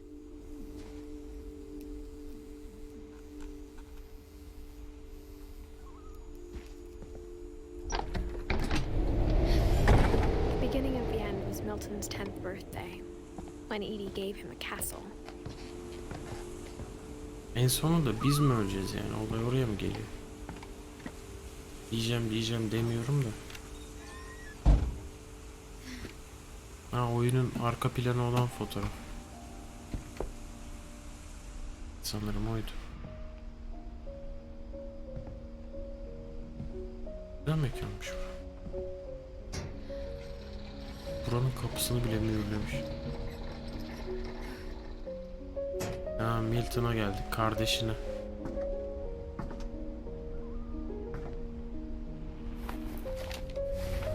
Milton Finch in The Magic Paintbrush.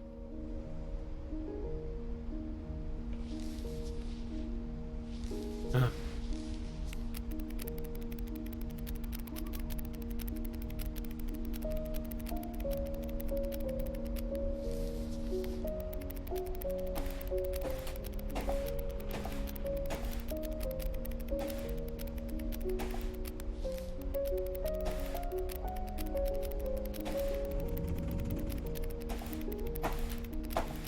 Mouse sürüyorum ha.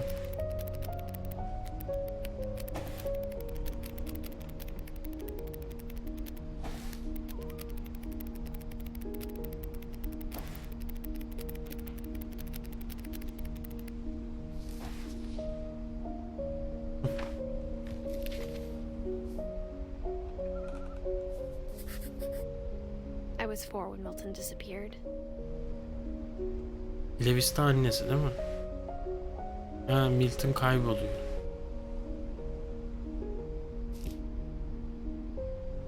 Milton'ın kayboluşunu tam anlamadık ama. Anladınız mı? Ben anlamadım. Yani bir şey çizmiş ve ondan sonra yok mu olmuş piyasada?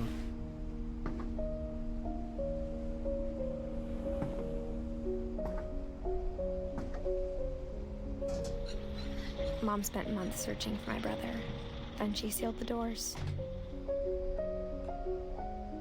Aramış kadın işte aylarca, sonra da mühürlemiş Whatever kapısını. Milton had found in the house, Mom didn't want it getting out.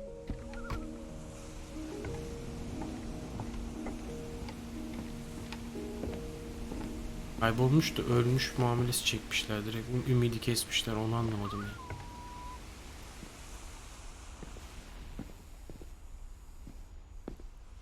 Ben geri döneceğiz büyük ihtimal. Ha, burada kapı mı vardı?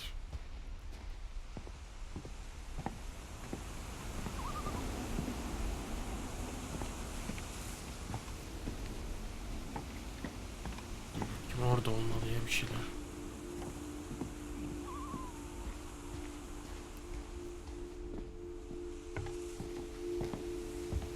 Heh.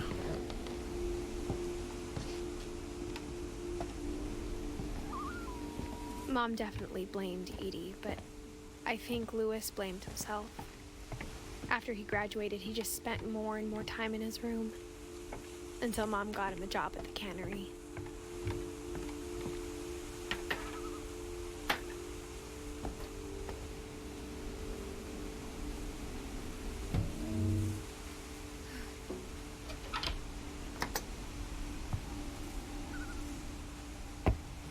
Oo, nargile. Lewis's room smelled very, very familiar. That part of him lived on. Legalize. Neler göreceğiz acaba şimdi? Ha, Hintli bu arkadaş. He was so proud of being Indian. I think for him it was a way to be something other than just a Finch. Kızın kafası da bir değişik bu evde. Lewis and I spent a lot of Damat time gelen playing biri ne games oluyor? together, but he was surprisingly bad at them. He died a lot.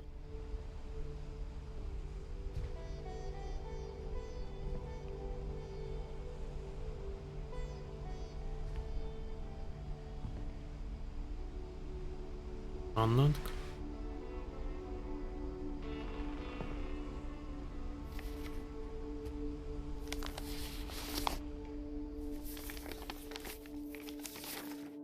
Dear Mrs. Finch, as Lewis's psychiatrist, I can understand your desire for an explanation. As I see it, the trouble began in January, shortly after we convinced your son to seek treatment for substance abuse. Newly sober, I believe Lewis first noticed the monotony of his daily life.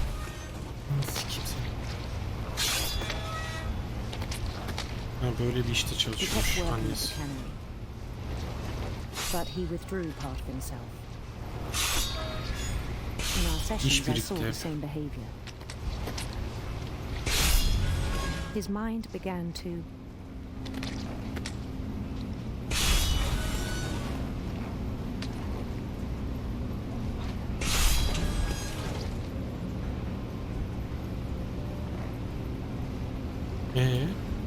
ne yapmaya başladı aklım? Ay, elimi mi koyacağım şimdi onu?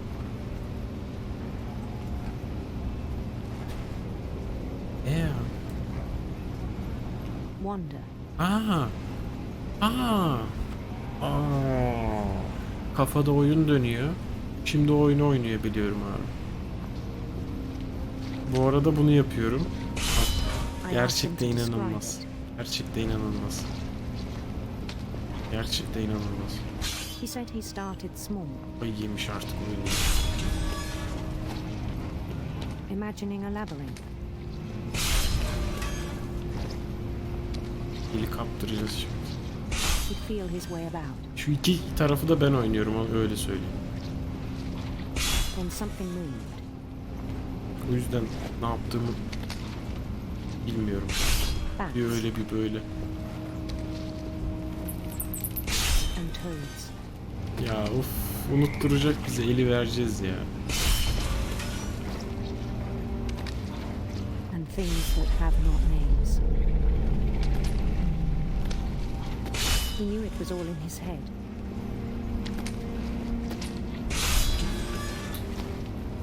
But he took it very seriously. I had hoped he'd find himself. Bu oyun, oynadığım en bu hastası oyun tasarımına sahip oyun ya, çok net. But he found something more.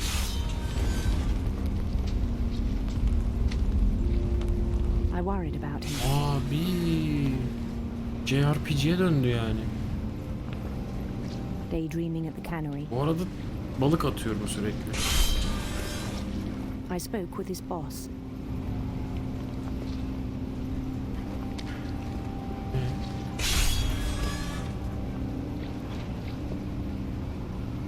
Ben şuradan.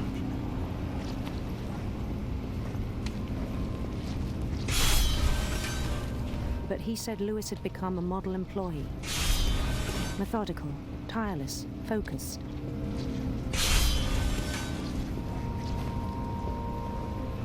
Like a whole new Lewis. So I let him go on.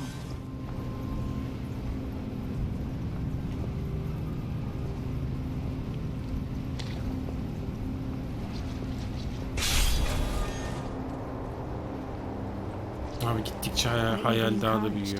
Önünü göremiyor şu an. It seemed very promising at first.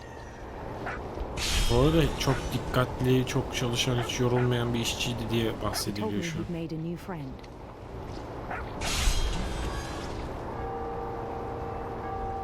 On the edge of a city he named Lewis Topia. He built the city up slowly, brick by brick. Hayda. Then he made musicians.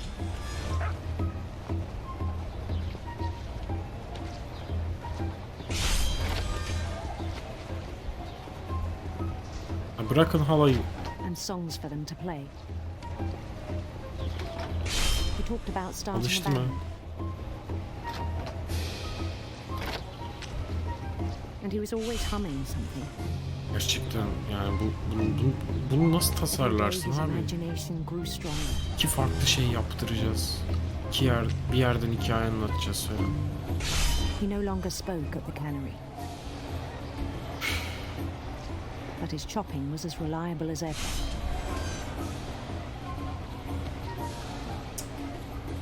Then one day it struck him that all the cheering crowds, even the stones under his feet, were all in his imagination, so he could do whatever he wished.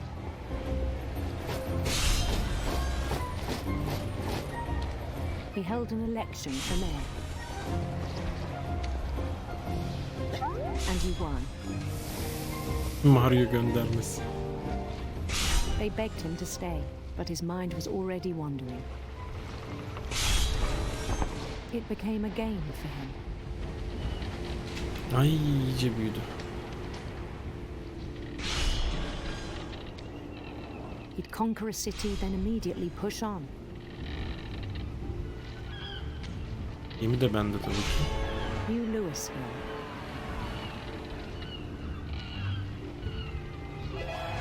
St. Louis. He started drifting away from our reality. Evet, bizim gerçekliğimizden kopuyor.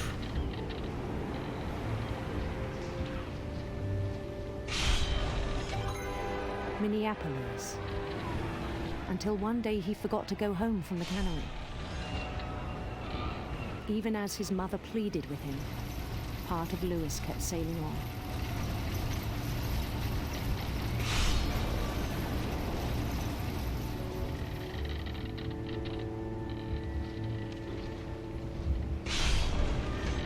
In Lewisburg, he heard rumors of a Bu annesi değil mi? Annesi mi? handsome queen. Ha, bir de hikaye seçiyoruz burada.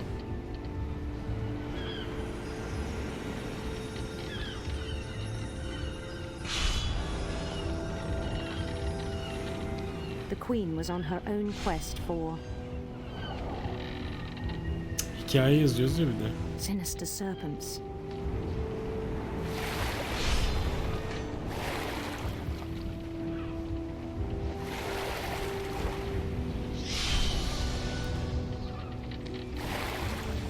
He followed the sound of her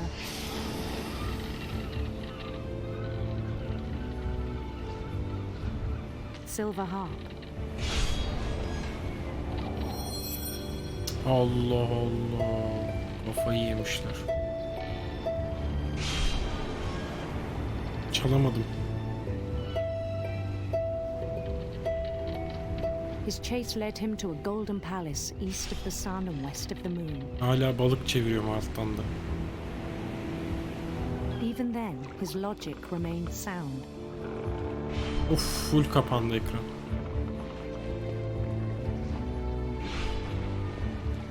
He knew the world was all in his imagination. Of, balıklar da çok gelmeye başladı.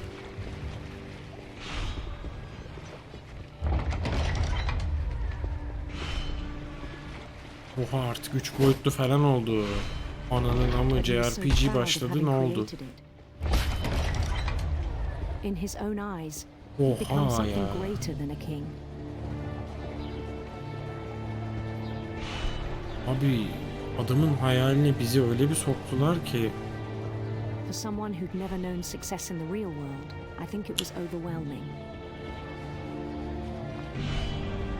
And then it struck him that the real Lewis was not the one chopping salmon, Ya. but the one climbing the steps of a golden O palace. kadar güzel hayal kurdu ki gerçeğin bu olduğunu düşünmeye başladı artık. Ay, yok oluyor. Imagination is as real as Realite my yok body, oluyor he yavaş told yavaş. me. It was hard to argue with him. Kötü kötü görünmeye başladı.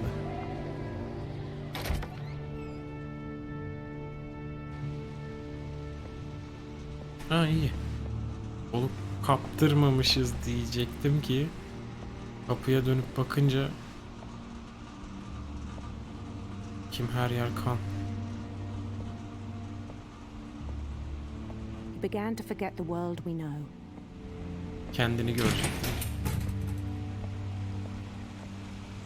Bir tane el gidiyor şuradan. I think it pained him to remember Lewis, the cannery worker.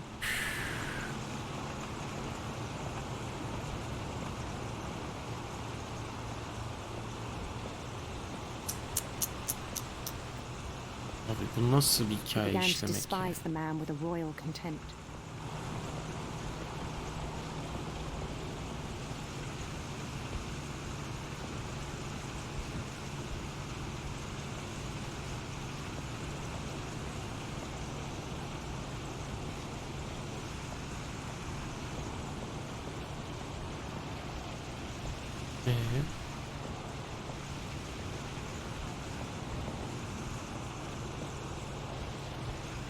Ne yapacağım? Ok ettim her şeyi.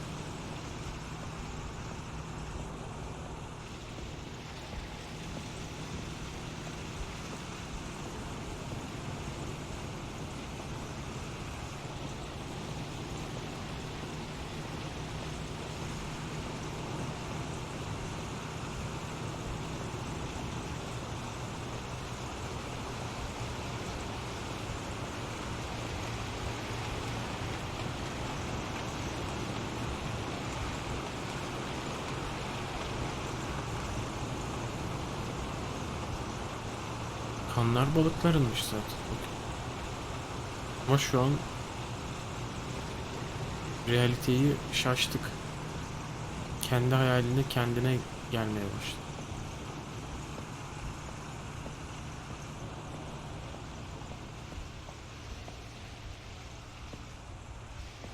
Nerede ne var abi ya? Frantik nereye bakacağım?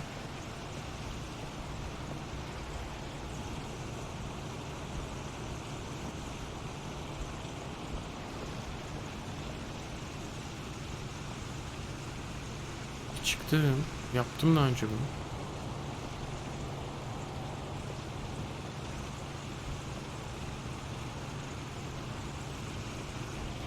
Ha, ta buraya I kadar still thought çıkacağım. I could save him. Even after he said he was being crowned king over all the lands of wonder. No. The palace would be packed with his companions.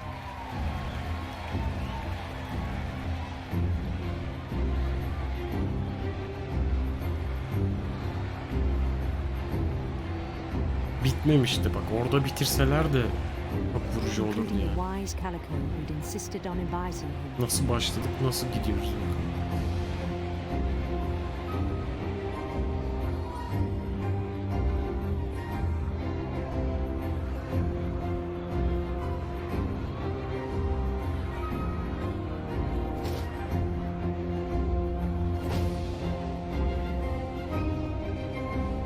His queen waited, holding his crown.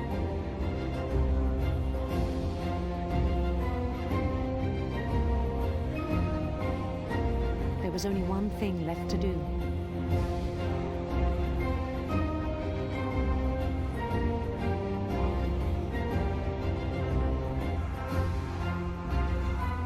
Bend down his head. Ay! Ne yapıyorsun? Oha! And the rest I think you know. Mrs. Finch, your son was a kind man who will be missed by all of us who knew him.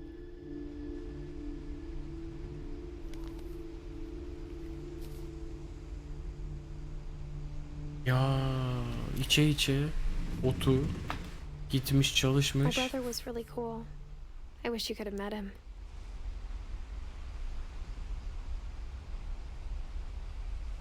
Böyle hayal kurarsan olacağı bu. Kimse kalmadı. Eddie var. Eddie kaldı.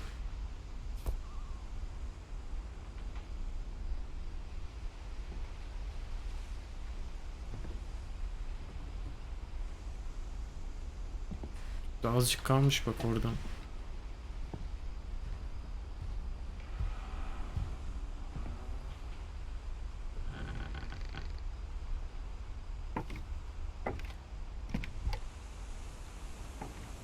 On the way back from Lewis's funeral, my mom told me to start packing. She waited until the day before we left to tell Edie. I'm not sure if she wanted to make it easier or harder.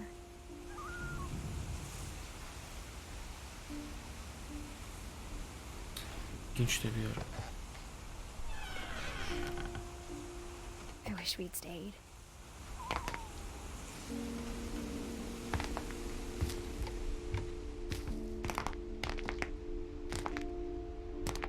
Asmır. But I understand why we left. My mom ended up leaving everything behind. Annem her şeyi arkada What bırakmak happened that night istedi. had been coming for a long time. Maybe it should have come sooner. Kendini mi atacaksın lan? Sen de.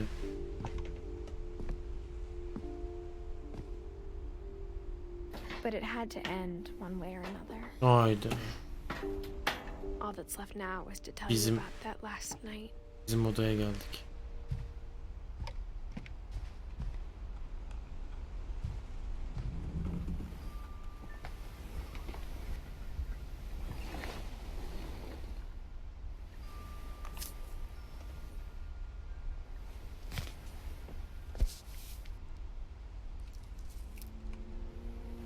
That whole last day, Edie just watched us pack and didn't say a word.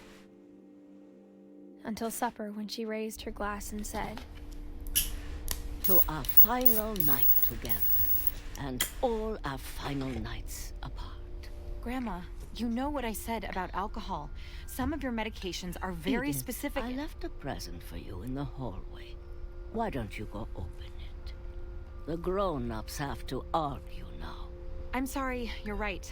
We're all leaving tomorrow. Let's just enjoy our last... I'm not leaving. Edith, you're excused. Son gece muhabbeti o şey.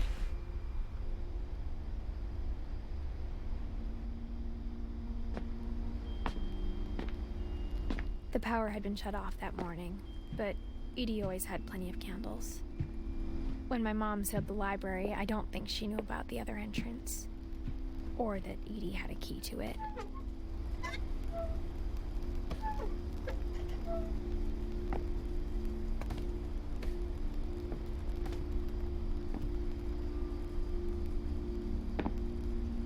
That thing you're afraid of isn't going to end when you leave the house.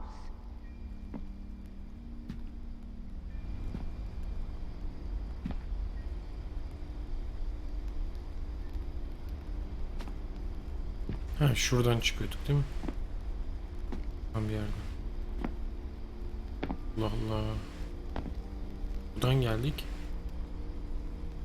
Ne yapacağız?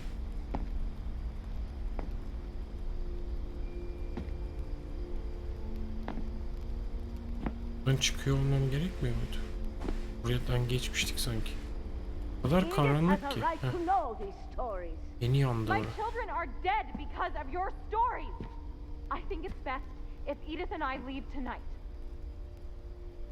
Ne alaka onun storylerinden dolayı öldü falan. We'll have the nursing home send a van for you in the morning. Oo.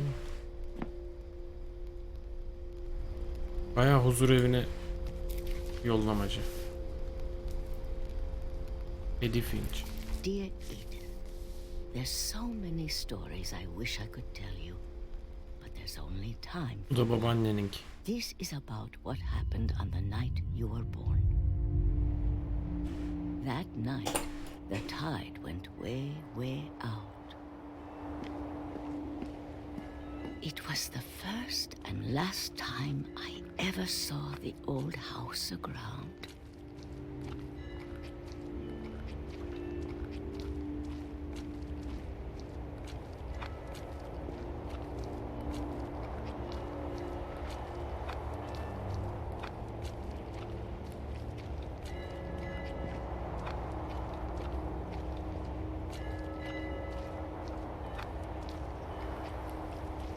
Adamlar bir oyun yapacağız diye 5 tane oyun yapmışlar ya. Belki daha fazla ya. No, I've seen that house every day of my life. Sular çekin. But I never thought I'd go back to it. Ha, sular çekildiğinde babaanne When the fog rolled, oraya mı gitmiş? I lost my way. Aha sis çökmüş. Düz git, düz git nenem. Düz git nenem oradaydı, nenem oradaydı, nenem. I got turned around.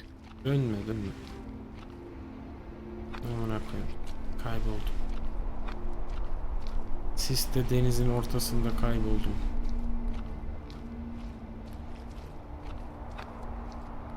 I started seeing things.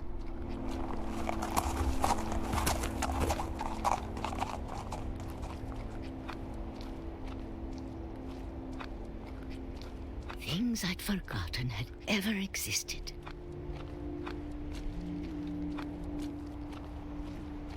But when I saw them, they felt like old friends. That night, a lot of things came back to me. Or maybe I came back to them. Ha, eski evinden eşyaları görmüş.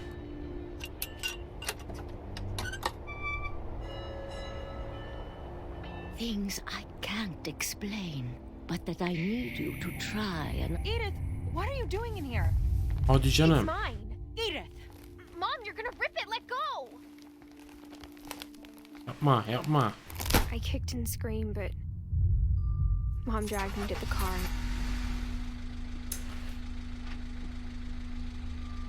I never saw Great Grandma Edie again. The next morning, the band came to pick her up, but she was already gone. Kafese mi kapattı kadın bizi, ne yaptı ya? After that, we moved around a lot.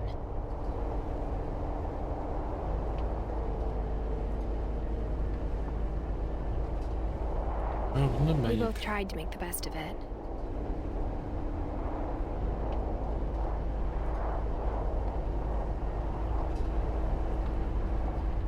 A few years went by.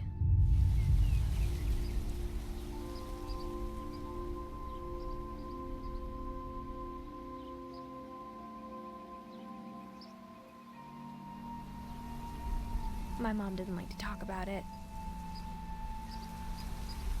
but she started getting sick a lot. The rest happened pretty quickly.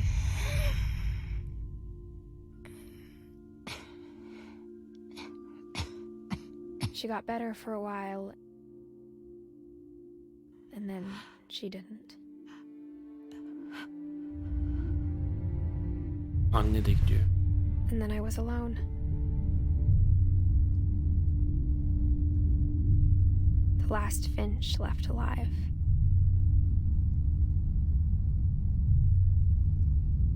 Until I found out about you. You?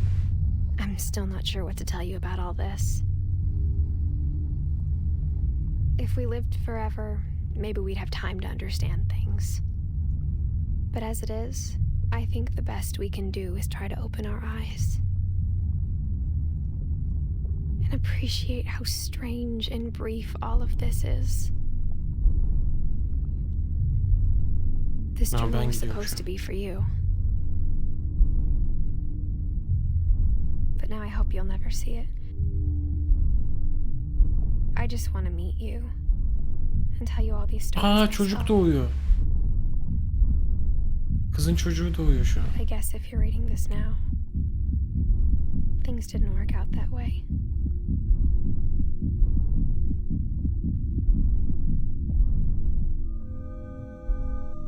Malum yerden çıktık. This is where your story begins. I'm sorry I won't be there to see it. It's a lot to ask, but I don't want you to be sad that I'm gone. I want you to be amazed that any of us ever had a chance to be here at all. Good luck. Vay amına.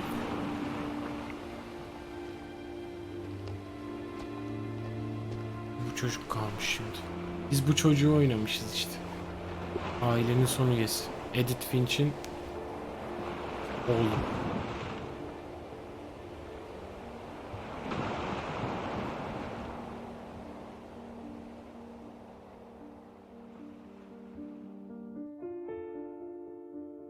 Ha, Giant Sparrow diye birinin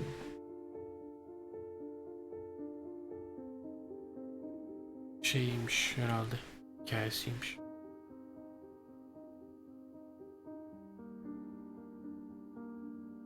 Herkes çocukluk fotoğrafını koymuş yapımcılar.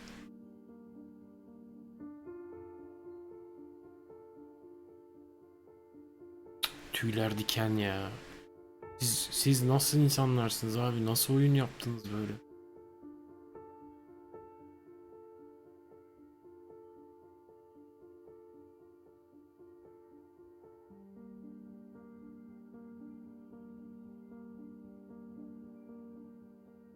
Evan Rogers sen...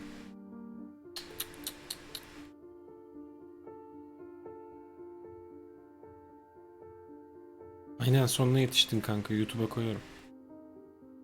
Veya işte yayın geçmişinden izlemek istersen bakarsın. Baştan sona kredisi de dahil şey yani sanat resmen. Hızlı mı bitirdik? Ne kadar sürede bitirdik acaba? Bakabilecek biri varsa bir bakıversin.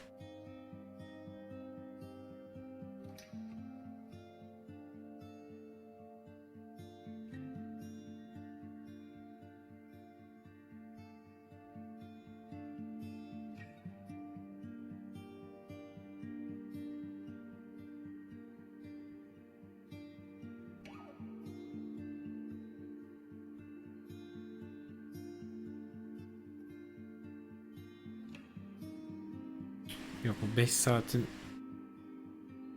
3 saati şey oyun değil.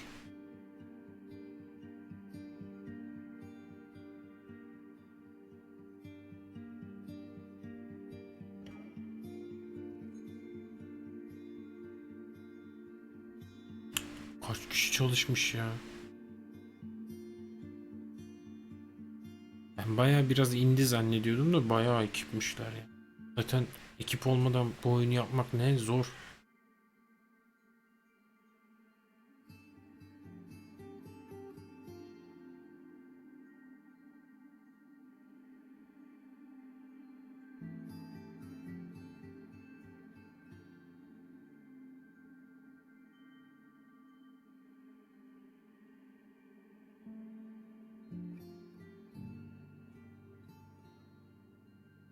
Annapurna interaktif.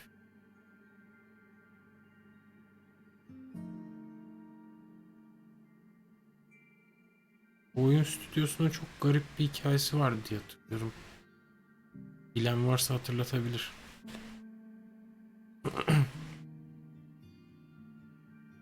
Çok zengin bir ablanın oyun stüdyosu açarak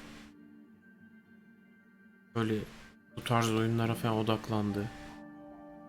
Bir şey diye hatırlıyorum ama emin değilim.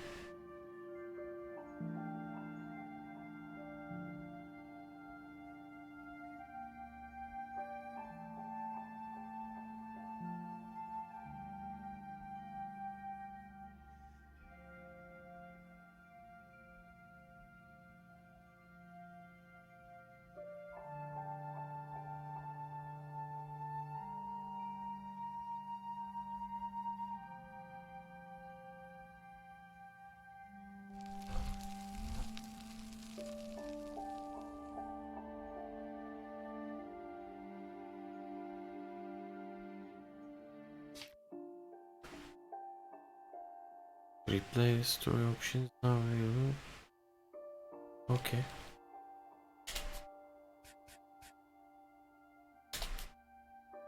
İyiydi.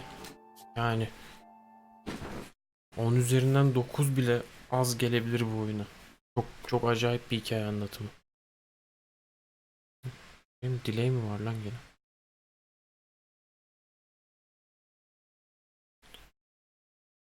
Kapatıyoruz. Biraz şey yaptı tabi. Oyunun dramatizasyonu üstümüze çöktü. Var mı tanıdık?